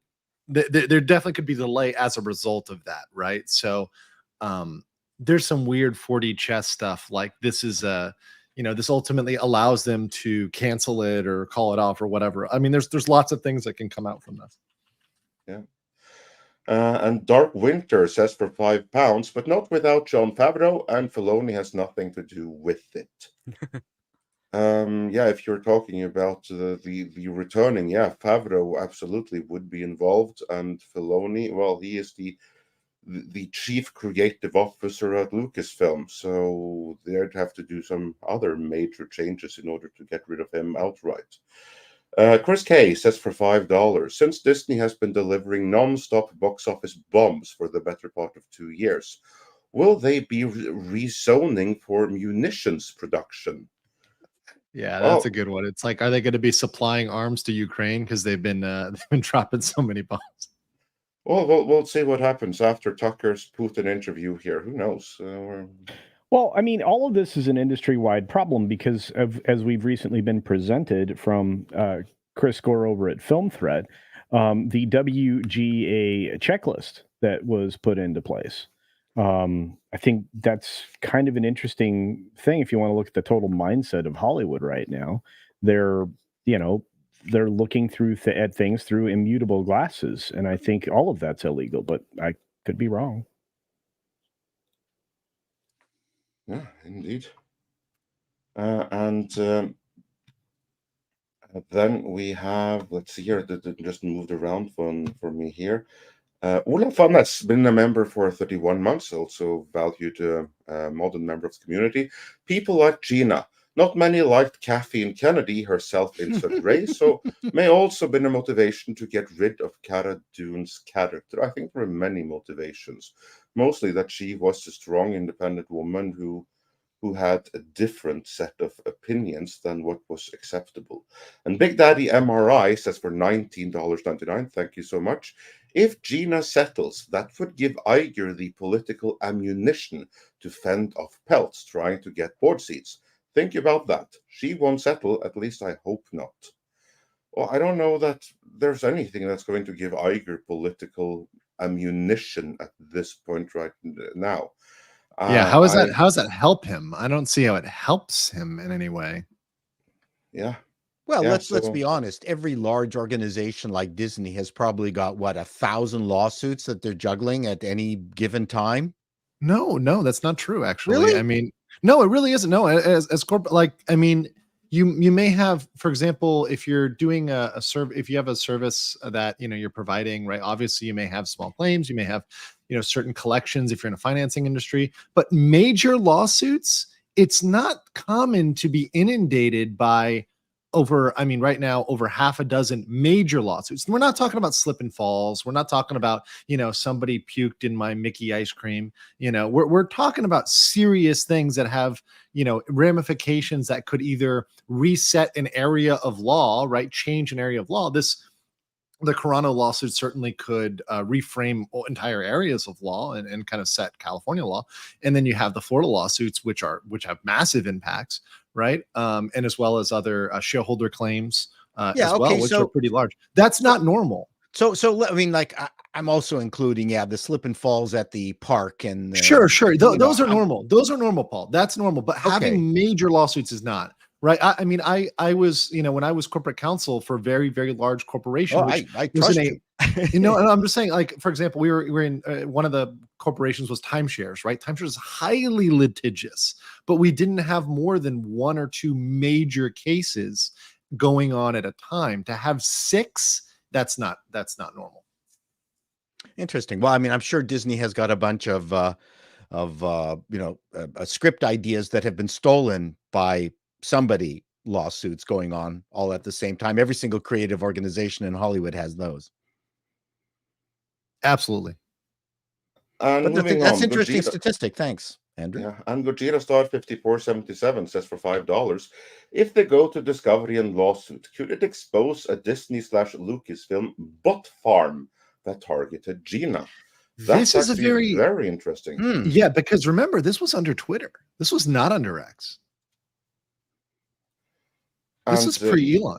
And Elon would be able to provide some data on that. And a lot of the Star Wars stands, they just kind of like disappeared when X came around, didn't they?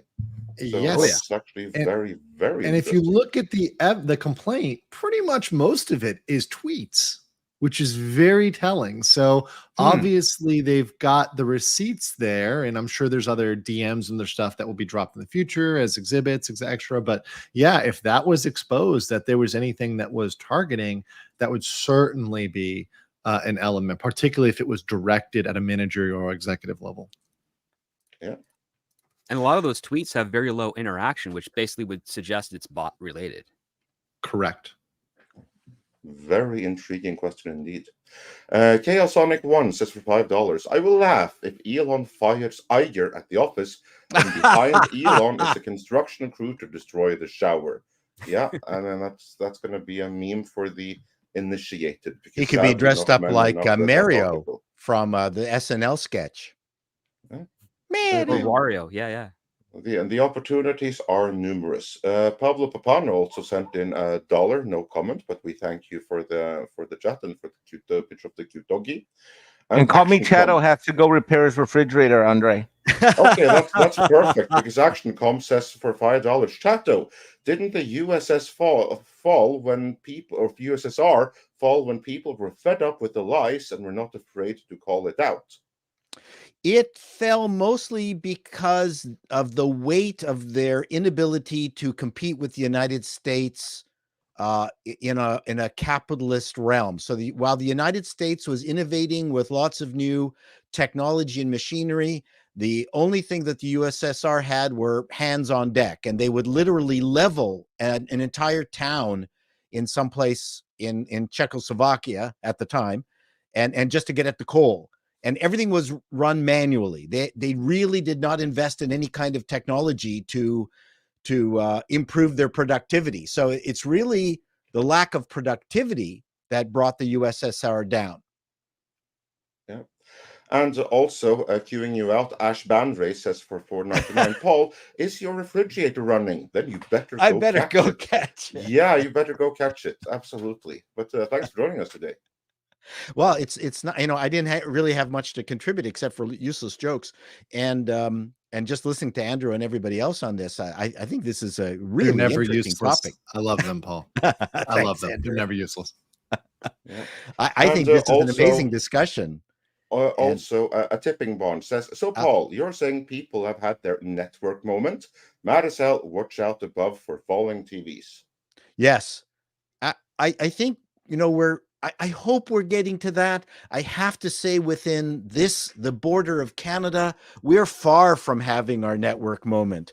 I mean, the institutions are so overrun by the wokesters. It's depressing to see the stuff that's going on out there. And I won't depress you right now with the stuff that I see on a constant basis.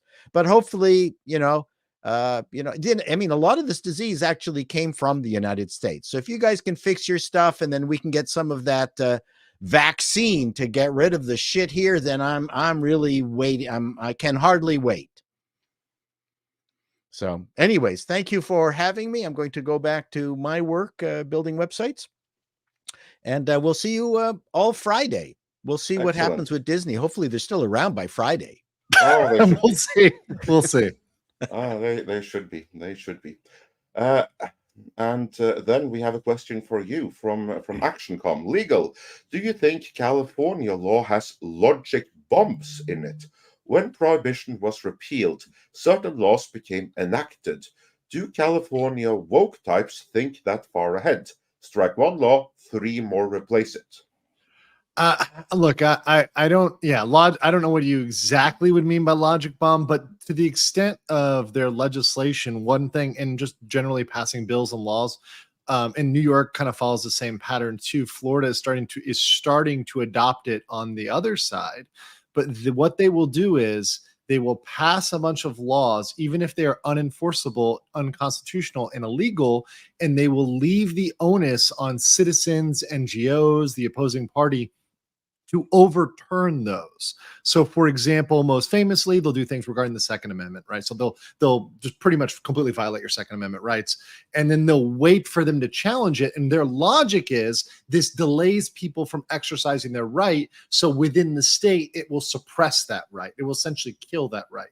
Because, for example, if you're trying to get your concealed carry permit in a state like New York or California, despite the fact that you can have victories in the Supreme Court, in fact, there was a big New York victory in the Supreme Court regarding Second Amendment rights. Well, they just pass a different regulation. And they're like, oh, well, now you got to follow that one. Now you got to follow that one. Because they're trying to stop you for a political purpose, right? So if what you're asking is, are they already in place? Maybe not, but they'll quickly pass another one. So don't worry, Gavin Newsom will have another one in the pipes. Even if you fight and win, they're going to pass another, which is the importance of controlling your state and local government, right? And I think people are seeing that.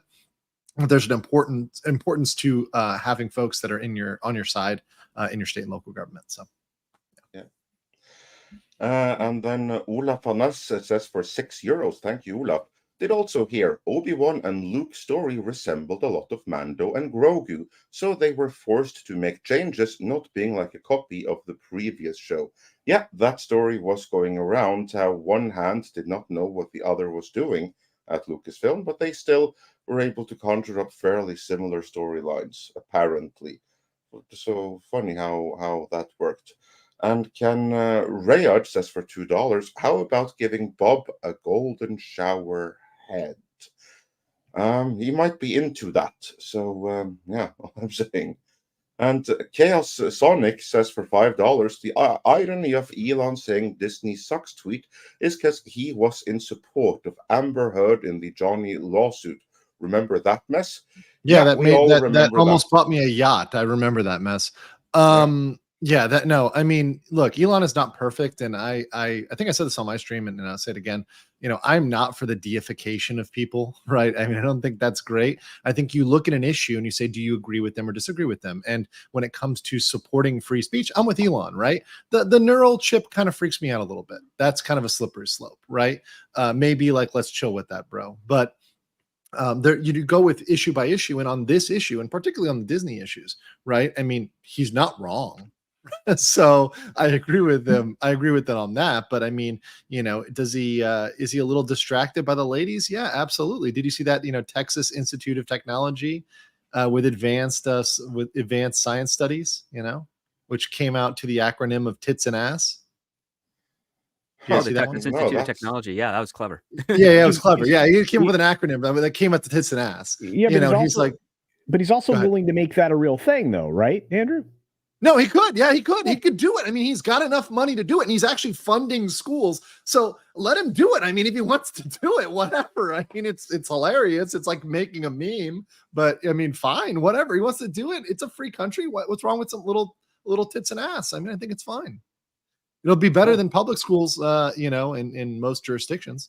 It'll be better than the woke kindergarten. I don't know if you heard about that, but that's not going to take much to be better than that. The thing reading dropped 25% in that. Yeah, made all the students, especially the ones it was supposed to help, do worse than ever.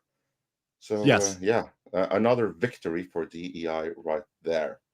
Mike Ayers says for $1.99, forget the shower head, send Bob waffle stomp videos. I don't even know what they are, but yeah, sure, go for it. And Dash Attack says for $4.99, sorry I missed the show, was not feeling well, but couldn't be more happy with the fall of Iger. He will be gone by the end of this year, no doubt. Yeah, that is actually looking more and more likely.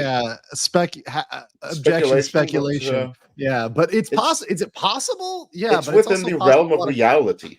It's not right. It's not impossible. But I wouldn't bet on it this year. It's saying a lot. Now that depends on what happens in April, because if they only get in 2 votes, then Iger ain't go, or the two shareholders, then Iger ain't going anywhere. Now, if something happens between now and April, where either Musk enforces a hostile takeover, or there is a complete rebellion among the shareholders and they vote out all of the current board members, then we're talking. Then that would be possible. But we're talking that kind of scenario, and we ain't there yet. So one can hope and one can dream, but and you can even have it on your bingo card. But if you're going to bet on it, then don't bet much. That's all I'm going to say. Yeah, two board members is not going to radically change the board, right? No, exactly. Obviously they'll be outvoted. But my hope is that before we get to the April shareholder vote, more shareholders are going to be in play, and then those two, because that's just a nice beginning, but it can't possibly be the end. Then we got super stickers from Darius Milchhausen. Please smash that like, everyone. Lester San Jose, the Skeptic Tank, has been a member for 7 months. We thank you. Marek Shelko has also been a member for 7 months, which is awesome. And BA says for $9.99, how is misrepresenting reality making things right? What happened to the best actor for the best role? What happened to the proper characters for the story or historical context? Agendas kill art. Yeah, indeed. And DEI is about agenda. It's not about being the best, because that's meritocracy. That goes against the whole idea of DEI at the most fundamental level. So yeah, that's what happened to it. DEI, and which is just one larger thing under ESG. And so that's, in a corporate sense, what happened, isn't it? I hear no one disagreeing, so then we move on. Yeah. The Seaman has been a member for 12 months, saying, since Favreau has his own production company, does Gina even need a Disney contact? Couldn't John just subcontract with her through Golem? He can't bring someone that Disney doesn't sign off into a Disney production, even though it is under his own company. You don't get to bypass stuff that way, or do you, Script? No. So even if John did it through Golem or did it through Fairview, his other production company, if it had a contract with Disney, Disney is well within their right to reject that. It actually goes back a little bit to what Andrew brought up with the ABC, because I had to refamiliarize myself with that, because frankly, a lot of actors barely ever qualify for the ABC test. It's just the way that's stipulated in the contracts, and being the fact that they are independent contractors, they have their own LLC of what they're doing. And the other part too is studios like to try and hold on to them for the time of production and promotion, but they don't really want to be continually employing them after the fact, because two things. One, it prohibits the actor from finding other work that might be more demanding of time. And two, they also don't want to be responsible for any actions or behaviors or accidents that actor gets into if they're still considered on the payroll through work-related stuff. So it's really, really complicated things. But yeah, studios like to control the stuff that they can do with the contracts and the productions and directors and writers that they work with. Right. And one of the elements, and just to go a little bit beyond that, but also kind of add to it, right? Obviously, the tests that they implemented, the new test, it changed the factors a little bit. But one thing that's still a factor is the customs within that trade, occupation, and business, right? So obviously, that takes a look at the historic factors, right? So that's, and once again, it's a factor, right? So the courts can reevaluate that and say, well, the times they be a changing, right? But they generally, courts are pretty conservative, so they tend to err on the side of, we've done things X way, we're going to continue to do things X way. Yeah, and you're dealing with the state of California and possible jury trial, which this has been requested, you're dealing with 12 people that are at least 12 people that are very familiar with how that industry works and the certain behaviors that are responsible for that industry. Even if some of the laws have changed and they may be apprised of them, they might not consider that still part of what actually works, how Hollywood actually works. So that's a big thing to take into account when it comes to if this goes to trial or not. Because again, California be California, man. Yeah, indeed. California is gonna California.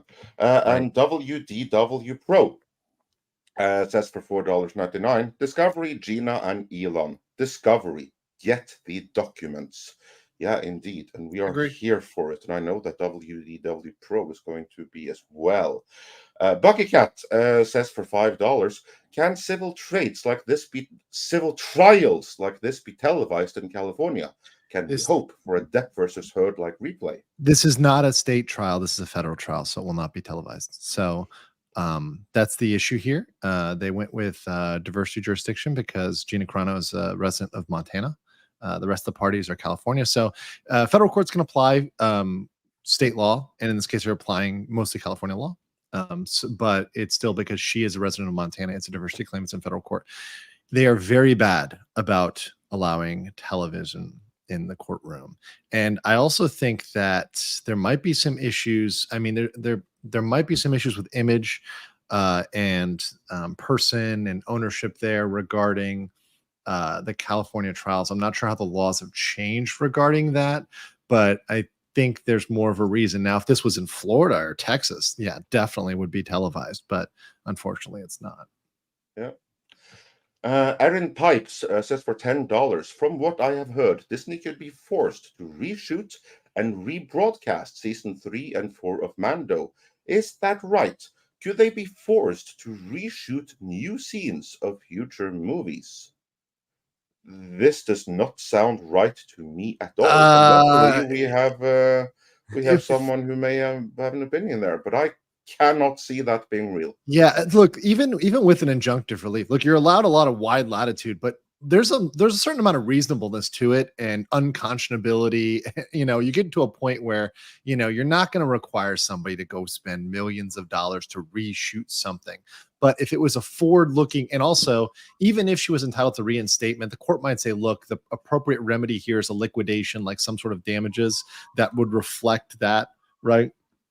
That role, so pay that out in form of damages rather than to reinstate, right? Yes, on paper that's an option, right? But just because on paper it's an option doesn't mean the court will ultimately award it. It might find that that's actually not a just outcome. That's part of the court working in equity. The court, when it's using its equitable functions, that is an equitable function, reinstatement, because it's not a damage. They can say, is this just? Is this fair? Right? And they could say, okay, if you've already shot a movie, it's pretty manifestly unfair to make you reshoot the movie. It would be more, it would make the person whole if they're given the money they were owed for the movie, right? Now, I get there's reputational damage, there's other things that can come from that, but it seems to me that it would be a fair remedy to make her whole on that, right? Even if you've got to pay out a certain amount more in damages. Yeah, indeed. Then we have Blasted Hatcher 7 who says for $10, wonder if they will make a book about this. Something like Ride of a Lifetime. Oh, I hope for a mini-series. This would be a great one for Peacock, since that one is owned by Universal. Yeah, speaking of Ride of a Lifetime. Well, I want to ask Andrew's opinion on this because I brought it up before you got here. The funny thing about this is Bob Iger gets to kind of watch this from the sidelines for the most part, right? Because he wasn't even there when all this went down. Well, no, he was in the shower, right? I mean, he was still technically in the building. And this goes back to that whole, you know, this is the interesting part. It goes back to that whole fight between Bob and Bob as to who was really in control, right? So now I'm not saying this is the case, but I am saying that it is possible we could have a situation where they point the finger where it's the Spider-Man, right? You know, it was you, right? That, hey, you were the one that told KK to say this, right? We don't know. That's why, you know, Pro said discovery. We don't know how deep the rabbit hole goes. I say that with Reedy Creek as well. We don't know yet. We need to know. Otherwise, we can't really say it for sure one way or another. I can't rule Bob out yet before discovery. So that's the real thing here. Iger is... It's possible to bring him in, especially if he was the shadow puppet master, right? It's very possible to do that if that was the case. Now, that's us taking Chapek's side, right? Because that's Chapek's side of the story. I'm not presuming that that's correct or not. Well, let's just assume for the sake of argument that because he was out on the, you know, supposedly not the president anymore or CEO or whatever, and Chapek was... like he wasn't there, and KK I think is the more person that's, at least that's the way Gina's implying it, let's say. is that KK was more of the ringleader in this or the facilitator, because she named her basically right after that South Park episode, remember? And she said that laundry list of things that KK will do to you if you don't agree. No, KK, and there's a reason why I put KK in my thumb. KK specifically named. I mean, she's in. I mean, KK is 100%. That's what I mean. Yeah.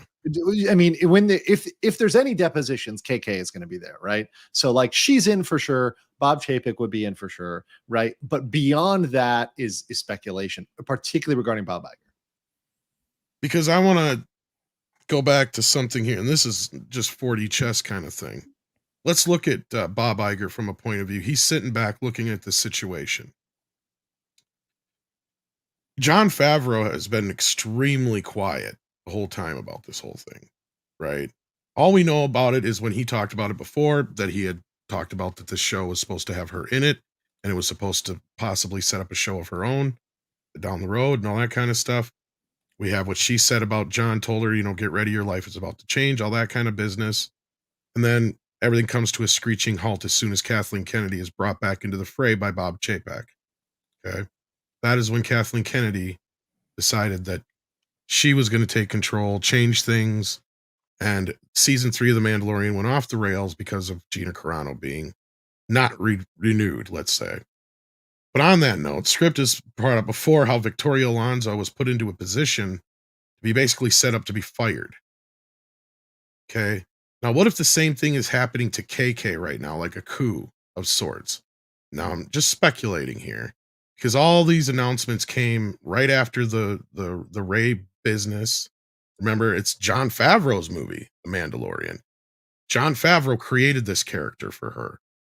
And I get part of her reasoning for probably putting this, or her lawyers putting that she wants the job back in her court case, is obvious because, you want to make it look like you still want your job, obviously, for many reasons. But wouldn't it almost be a good reason if Kathleen Kennedy is at the center of this controversy? And one of the main things that bringing Gina back would be getting that bitch out of the building. Right?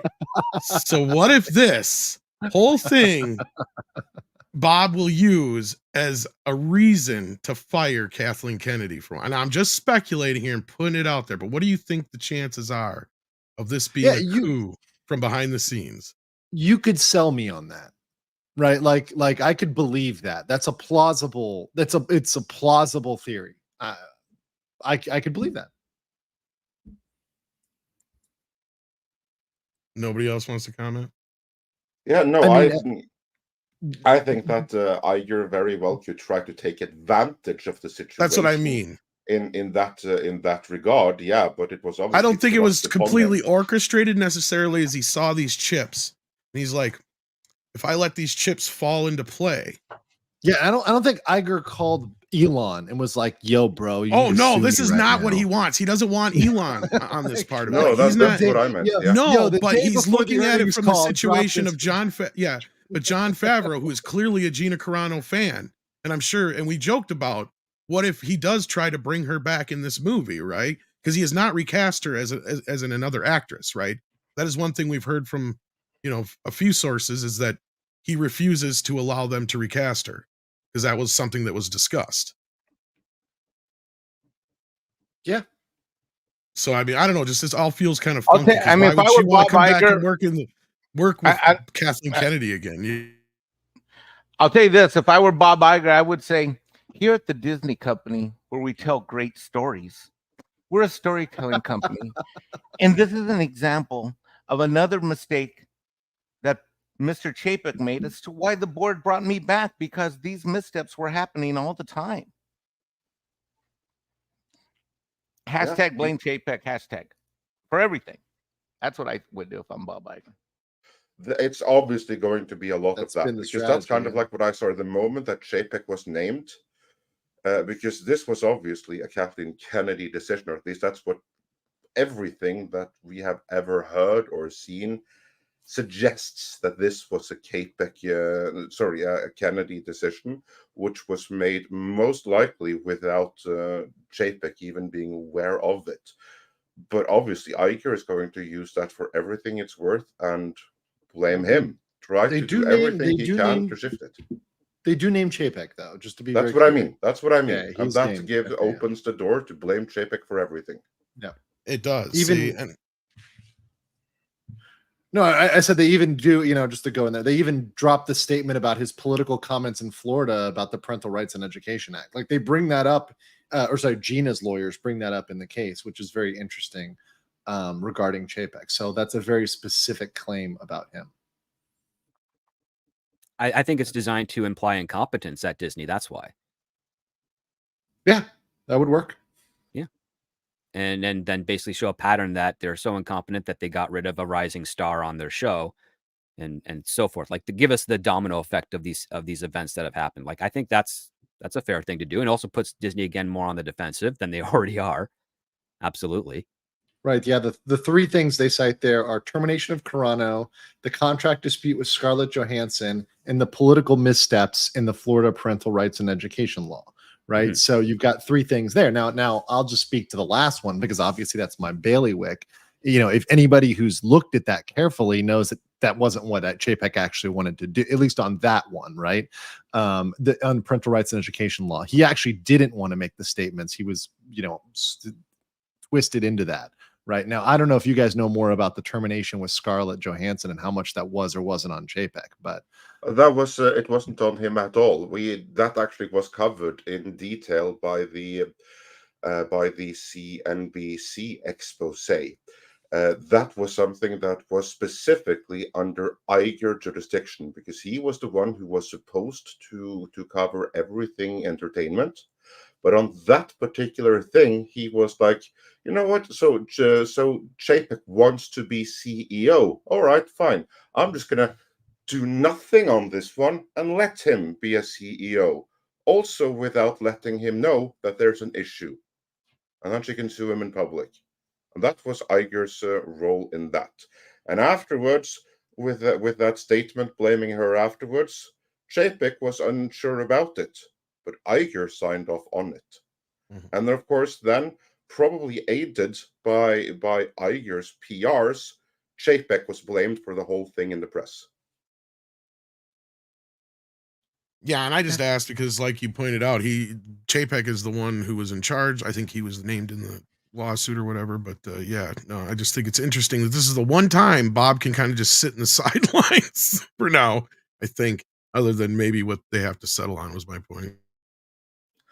And as Adam Wofford says, what Tom is saying, Bob fires KK to save face. Yeah, if it comes down it's to like Victoria Alonso move. Yeah, sorry. Just like with Kevin Feige, if it came down to him or Alonso, then Alonso had to go. It's going to be the same thing here. Iger has taken a lot from KK, but if it comes to between him and her, she's got to go.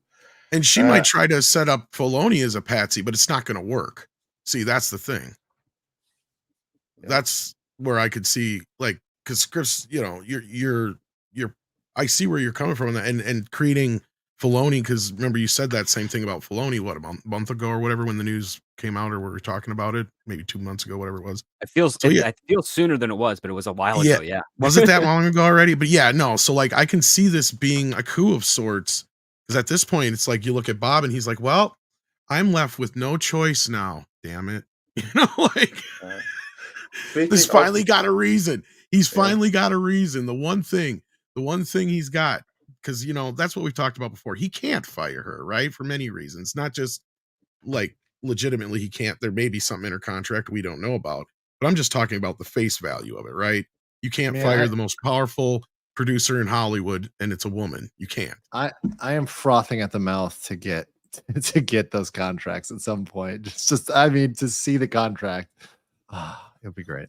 That would be amazing. And I know that you have to be leaving, Andrew, but before you do, I just want to and thank you again for joining us today and spending your time with us. We appreciate it. No, it's all right. I'm trying to be a little casual before I throw the suit back on. In the middle of the night here, it's obviously 2:30 a.m. in Bangkok.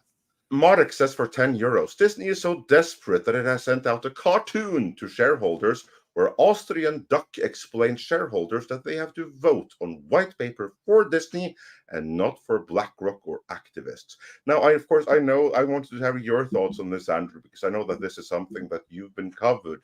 And for those that or have been covering, and for those that don't know, like that other duck, I don't forget his name. He's not Scrooge McDuck, but like some. No, other... it was Ludwig von Duck. I mean, at one point, I expected him to say we're invading Poland or activating the Anschluss, but I mean, I was gonna say, isn't he based on Werner von Braun or whatever his name is? I don't know, but he came over. He probably came over. Sigmund Freud, isn't it? Isn't that like Sigmund Freud? Oh, that's what it is. Maybe you're right. You're right. Yeah, Vienna. He's supposed to be from Vienna, which is Sigmund Freud. But also, by the way, Vienna, one of the Stalin, the Habsburg Emperor, Freud, and like everybody was in at some point. Like everyone was in Vienna for like 3 years. But anyways, he probably came over in Operation Paperclip with Werner, so don't worry about it. But anyways, it was very awkward. It was weird. It was a weird disclaimer. It wasn't all the information you'd want to give out. The reasoning wasn't all there. Also, if you read through their website, Vote Disney, there is a ton of contradictions in what they're saying. So they argue on one hand, we're rejecting Peltz because he doesn't have experience, but then counter arguing, well, it's good that our people don't have experience because that gives them 360 insight or 360 brand activation, like it's some move in an anime. It's really, really weird. And they also tried to say that Jay Rasulo, that his experience with Disney is quote unquote stale, right? And less relevant than as to media than people that have never worked at Disney, period. It's very interesting. So the way they framed it is quite interesting. But yeah, the choice of the Germanic duck, not what I would have gone with. Well, and I'm sad you got to run because I did want to cover some of this, but also given that it's Peltz too, I mean Germanic duck, I don't know. I'm just saying. But I wanted to ask you real quick before we do lose you, because I want to bring you back for the Peltz stuff, because we definitely got to dig deeper into that. Sure, yeah, but anytime. Yeah. Since the last time we talked to you, we got to say congratulations on being correct on the Reedy Creek deal, by the way. Yes, this is true. Yeah, I haven't seen you guys since then. Of course, I'm slam dunk. Very busy and traveling, but it's a slam dunk. They said they're gonna appeal it. They'll lose on appeal too. It's something that, and of course, if they went to SCOTUS, they would get blown out. Assuming they win, but mind you, they lost on a motion to dismiss. They did not have, and they had 3 different reasons, right? For the governor and secretary, they didn't even have standing. And then for CFTOD, the district, they had no merit to their claim. It was a meritless claim. I mean, this is a total loss for Disney. This is not something where they even got to discovery. And I think they knew it. I think they at some point knew they were going to get blown out on it. They started to minimize it. They started to not talk about it. Ron DeSantis is no longer running for president. So I think they factored that in somehow. But I mean, it doesn't end the saga. And the bigger case is frankly the state case. And when the hammer drops on that, that's the real loss of power for Disney. And that's the real shift in the power dynamic. So once they lose that state case, which they eventually will, it is going to be a real groundswell. Now, how long it takes people to catch up on that, particularly financial analysts, I don't know, but certainly we're going to help it along with the coverage on my channel, as well as on channels like yours, Valiant, W Pro, everybody else who talks about this. So, well, yeah, I just wanted to give you your congratulations on that. Thank you very much. I know I ranted there, but that's what I do about this because I love this topic. And well, this is your forte or whatever you want to call it. I mean, it was inspired that you decided to get into YouTube when you did, especially when this just happened. It was almost like fate. Right. Well, I never expected to be able to talk about special district law in Florida. I was like, my experience is totally irrelevant in that area. I thought maybe I'll talk more about my time as corporate counsel because that is generally applicable to all large corporations. But then the property in Florida special district law became wildly important. And I'm like, wait, this is wrong. And I know all these people and they're corrupt. I can tell you because I sat across the table and they screwed me over multiple times. I know that when it comes to precedent in Central Florida, we talked about that inclusion standard that we pulled up earlier. You know why that's a problem? When I was at Universal, and I'm sorry, I was never working for Universal directly. I was working for a firm that represented Universal. But whenever I would do their issues, they would always say to me, almost always, what is Disney doing? And the first thing I would say is, in this situation, Disney does this like X. And if we don't do it like Disney, I have to justify why we're doing it differently. Mm-hmm. See, Yeah, that's a problem, because when Disney, as the positions they're taking, is an industry leader, that becomes a problem. Yeah. I just also want to really highlight the fact that you have been 100% right about this the whole time. And there's not just on your channel. That's why I said slam dunk. On our channel, your past appearances here, nearly all of which you can find clipped on Midnight's Edge live archives, as well as on Valiant Renegade, with that Park Place, with WDW Pro, or wherever you have been, and you have preached your expertise, which went against the narrative that was being presented in the media, the entertainment media complex, which bought into the bullshit line that Disney presented about free speech, hook, line, and sinker. Whereas you said all the time, no, it's going to get rejected because it's not a free speech issue. You were on the money. And the lesson that everyone should take away from this is that the corporate establishment media complex cannot be trusted for anything. Because head to YouTube, to us doing independent commentary right here, and our track record, in this case, it's your track record, but your track record and those that hosted you is spotless in this particular regard, whereas those that you normally should be able to trust were 100% wrong in every detail about everything. And by the way, that's how I got hooked in with you guys, because Mike, Mexican Iron Man, was like, I know this law because he's done municipal stuff in California. And he's like, I know what you're saying is right and what they're saying is wrong. It's just clear, right? And people that do finance, people that do law in these specific areas, they know. And it's like, that's just not right. Why are they saying these things that are wildly wrong? And, that's why I'd love to connect with other folks, and I'd love to meet subject matter experts, because we're all sharing our relative subject matter expertise. And I think that's very valuable, because that's something that's not being done in mainstream media. What they have is a point they want to make, or they have talking points where they are clearly reading off, even on the finance shows, which has been the most shocking thing. They're reading talking points that are handed to them from the companies. And that is it's not even not journalism. It's not even good information. It's propaganda. Yeah, exactly. That's what it is. Yeah. So everyone can do their own. Yeah, and the more people can do their own research, the more you can go out and look up this on your own, which I try to teach people. And I get a lot of very kind messages from folks that say, you taught me how to do stuff like pull stuff up on the property appraiser's website or search cases or whatever else. The more people can do that, the better. Just look at it for yourself. Look what it says. Like Gina Carano complaint. Everybody can pull that up and see what it says, right? And if you think I'm lying about it, go find it. Like, nobody's trying to hide it from you. And we appreciate people that have expertise and can push back with a salient point that they're citing, they're quoting, and they're providing evidence for. So yeah. I'm just, when you say that, I'm reminded of what the entertainment media complex, or the media at large, were saying about another topic entirely, where the message was very clear, literally and explicitly. Don't do your own research. Don't try to read things, because then you might come across disinformation and be brainwashed. No, you want to listen to the talking heads, and you want to listen to the authoritative messages in Google and Facebook fact checkers, because that's where you get the truth that the establishment wants you to have. Don't do your own. They said that. They said that verbatim. Yes, that's what I'm saying. That was the verbatim word. I just think it's a very sad commentary on the state of affairs when the media would talk down to the populace that way. And when we look at this case in particular, and the other one, which we're not going to get into, they were 100% wrong.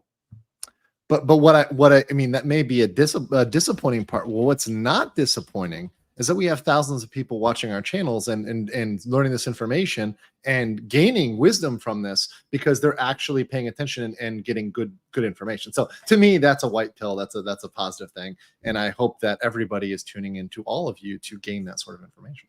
Yeah, indeed, we had more than 2,400 watching at the most. We still have 1,700 watching, so please smash that like, everyone. Yeah. Also, make sure to follow Legal Mindset. You stream all the time. You had a great video about Sigmund Freud from Duck, the distant cousin of Werner von Braun, the Duck, both of which came Ludwig over von on Duck Operation or Paperclip. Drake. Drake. Ludwig guy. von Drake. Yes, there We you don't have him in Europe. I only seen him in like that one thing ever. It's weird. See, I why you don't wonder have him in why. Europe. I wonder. Yeah, I mean, it's weird. It's odd. He's all over shit here. Like during the Wonderful World of Disney, he was almost on every episode half the time, like in between stuff and doing stuff. That's what. Yeah. The only time I've ever seen him, it's like in that one short or something, and it wasn't even any good. Oh no, he's done plenty of other things, but I can we were just joking. We can understand why they probably wouldn't use him over there. We're gonna not Funny go how with that works. But anyways, guys, it's been great, and I will of course catch you in the future. Yes, take care. wonderful. Did you get this? Andrew Did said you? blow. Blaster Hatcher 7 as he blows out the door with $10. Thank you so much. We did now 6. Okay. Yeah. He still said it though, and that's what matters. I think he saw it. And, yeah. And then we have a couple of super chats left. Kalechi Oki says for $5, why do you think Peltz has such an interest in Disney? Does he truly care about its legacy, or just see it as another company flipped under his belt? The latter. Maybe a little bit of the former, but 90% the latter. How long has he had stock in it though? I mean, I know he's part like since last summer. Oh, so that's it. Well, I mean, I was going to say, because he probably watched half of his stock go away. Only recently. Or the value, sorry. No, because he came in last summer. It was under the Chapek era. It was Ike Perlmutter that actually brought him on. He came in just a few months before Chapek was ousted. That's when he became a shareholder. And what happened is because of Chapek, he actually did see a share price increase for a while there. Yeah. It even increased a little bit under Iger. And of course, then it collapsed. So I do believe that they are probably overall in the red now. But what they did do is that they went even more shares in Disney when the price was dirt cheap. When it was at their lowest, that's when they did a ton of spending. Now, what that means is that if they are successful, just look at where Disney has been. It's been at $200 per share. And if for him to invest, he's probably got to imagine that this thing can be worth $300 per share. If he's able to get it up to that, then this is going to be the biggest win of his career. And he's 80 years old, so who knows how long his career is going to be. But if he can pull this off, it's going to be the biggest success story of his career. Alternatively, it's going to be a very, very big loss. So he's going to go all in on this, because this is not just his legacy, it is the Trian Group's legacy and their commitments to their clients. And no one has a bigger stake in Disney than them right now. So they're going to fight tooth and nail. They have $3 billion worth of reasons for why they want to fight tooth and nail for the soul of Disney. But ultimately, it's to bring up the share price, because that's the biggest motivation. If the Disney legacy and stuff like that, he doesn't need to care about it. He's going to want to restore it, to restore the share price. Whether he emotionally is attached to it or not is of secondary importance, I would say. Mm-hmm. Maybe it has to do with his friendship with Iger. Sorry, not Iger. Ike Perlmutter. They've been friends for a very long time. Andre kind of alluded to that, but also, as I was stating, and I just looked it up, considering how things have changed over the years, as of things now, the Disney stock highest it ever was $201.91, and that was on March 8th of 2021. And who was in charge on March 8th of 2021? That would have been one Bob Chapek. But he is the one who's been the worst thing to ever happen to the company, right? Yeah, so I think that's the point. Is that's where I think the motivation comes in more for Peltz, is that he had a stock that was worth a lot. And as Andre said, this normally when it should keep going up unless something tragically goes wrong. And clearly something has tragically gone wrong.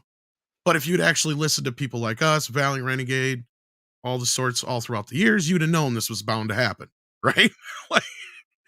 But maybe in some of the other news outlets will start to listen now, especially after the conversation we had with Andrew, considering he was spot on about the whole Reedy Creek thing from beginning, and none of the 100%. news outlets, except for like a few of the smaller ones, I think, that picked up on Andrew's reporting, were reporting any of that stuff, but they were sure going with Disney's bullshit on it. That's for sure.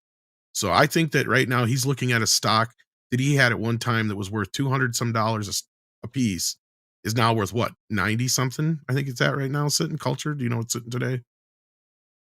Right now, as we speak, it's 98.71. Yeah, there you go. So that's actually pretty good considering where it has been, but that's not good considering it was $200 some at one point. It's also pretty bad considering that it was thought inconceivable that it could sink to under 100 at some point there. And not only that, they were downgraded in the Fortune 500. That was the other point I wanted to make too, is from number 1 to 4. Yeah, go ahead. Indeed. Yeah, no. And also I'm curious how much of that the recent bump has to do with increased share buying and true.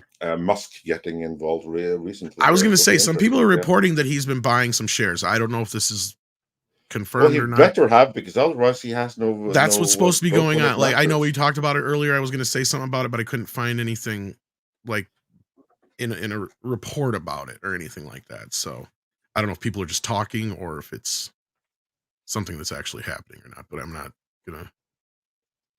We'll find out. What's your first thought? Sends in 10 Canadian. It says, I don't usually celebrate my birthday, but I have never had Bat Tom wish me a happy birthday before. And will Bat Tom bring justice for Batman and destroy the vile, ruthless, evil Sweet Baby Inc.? He's got a thing or two to say about them. Let me tell you about Sweet Baby Stink, okay? They can suck it. They can suck it for what they did to me. Harley would never do that. She is a nice lady. Even though she's a little misled by the Joker, I think she can be, like reformed. So I think that was a travesty that they did that to both of us. And not only that, I got a contingency plan for contingency plans, okay? There's no way I'm going to be brainwashed by some alien, okay? And if you're going to kill the Justice League, who better to come to than me, okay? Because, I'll totally kill him. Got no fucks to give about that, right? Okay? Their competition. Anyway, it's your birthday, so I do a thing here. Where's my thing? There it is here. So I got it written down. Goes something like this: happy birthday to you, happy birthday to you, happy birthday to you, happy birthday to you. Insert kid's name here. Happy birthday to you. And I can't believe Sweet Baby Inc. did this to me. I'm coming after them. Let me leave you me. Nobody shoots me in the head with a gun. Can you believe that? They killed me with a gun? What are they trying to be, like poetic or something? Fucking bullshit. Anyway, happy birthday, kid. Hopefully you get all the cake and stuff you wanted in the pony rides. I like ponies. Well, look on the bright side. At the very least, they didn't piss on Batman's corpse afterwards like they did the Flash. Happy birthday. What's your first thought? As I say, glad he left before you said that. I probably would have set him off even more. Yeah. Oh, well, I wonder if Ezra Miller is happy about that, or that just gets him off. That's what I thought was funny, is because it actually looks like the Ezra Miller version in there. Did you notice that not only that, the Batman, and once he takes his mask off, even though it's Conroy doing the voice, it looks a lot like Ben Affleck. Did anybody else notice that? Oh, as much as they can get away with, considering that everyone kind of has to. Oh yeah, it's definitely a 25% different Ben Affleck. Yeah. Which can mean to me just, why the hell do you even want to do that game in the first place? But still, I think it's interesting that they chose to urinate on a vanquished LGBTQIAP+ character, or at least one that where the actor playing it is. So that's very stunning and brave. Well, didn't you hear that Ezra Miller has finally done us a favor, Andre? I think this missed your. I haven't heard anything about him. What's he been doing lately? He is now a he/him. He's a he/him now. Yes, no longer they them. So journalists everywhere rejoice. Yes. So he is no longer a mentally and healthy sound they, them, that everyone must, okay. This was like 3 months ago I read this, but yeah, he's now identifying as a he, him. So I'm like, oh, thank God. Now we don't have to have problems writing about him or talking about him anymore. And everybody's like, what do you mean? There's more than one and I just person want to here? say that one time when I did use pronouns, you will note that because I caught some flack for that. If you paid attention, you would have noticed that I was taking the piss the entire time, deliberately doing it wrong. But yeah, that's another story. Yeah. But happy birthday. And then we got Platonic Guardian who says with $2, anybody know if Peltz has approached George Lucas? No, I don't know, but I didn't get to watch it yet. I imagine 6, you saw it. George Lucas just dropped, or there's a video done about George Lucas where he's talking about his career. That just came out like 2 days ago. I saw the video and I saved it to watch later. Oh, so you haven't watched it. I was going to say, I wonder if he mentioned any of the modern Star Wars isms or anything like that. But yeah, no, nobody has said anything yet, so I doubt it. So I think he's just talking about the past. But he looked pretty good in the video. That's one of the reasons why I brought it up. He looked great, yeah. Considering he hadn't looked so good in his last few public appearances, that's kind of good for him, I guess, or however you want to put it. Maybe he was just having a bad hair day. No, I seriously think he had something happen to him. Like, I was worried for him. That could be. Because when he came out at that ceremony, he did not look right.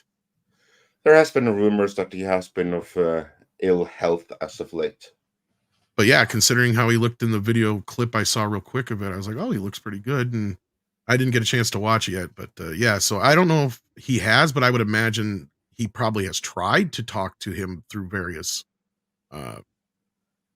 people, and knowing that George is not probably happy with the way his legacy has been treated, he would be a good ally in this, I bet.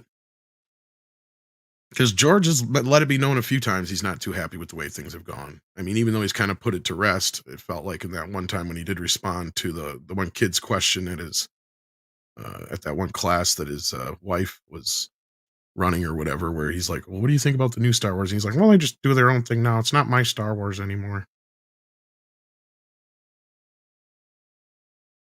Yeah. Yeah, he wasn't looking so good there. Yeah. And to be clear, I think that if Peltz has approached George Lucas, it is not first and foremost about Star Wars. Peltz has bigger things to worry about than Star Wars first and foremost. It's going to be about gaining his vote and the voting power of George Lucas shares. That's what any communication of those two would have been about, not about Star Wars. That's a topic for another day. It is. Peltz has to be able to gain control over Disney before he can even begin thinking about what to do with Star Wars. And I've been hearing, and I've heard that he sold off some of his stock, so I don't even know how much he owns anymore. I don't know how accurate that is, but I thought I read somewhere that he had sold off some of it over the years here. So I wouldn't be surprised considering the declining share. Well, especially when it hit 200. You imagine how much money he could have made if he'd have cashed in it when it would hit the 200 mark.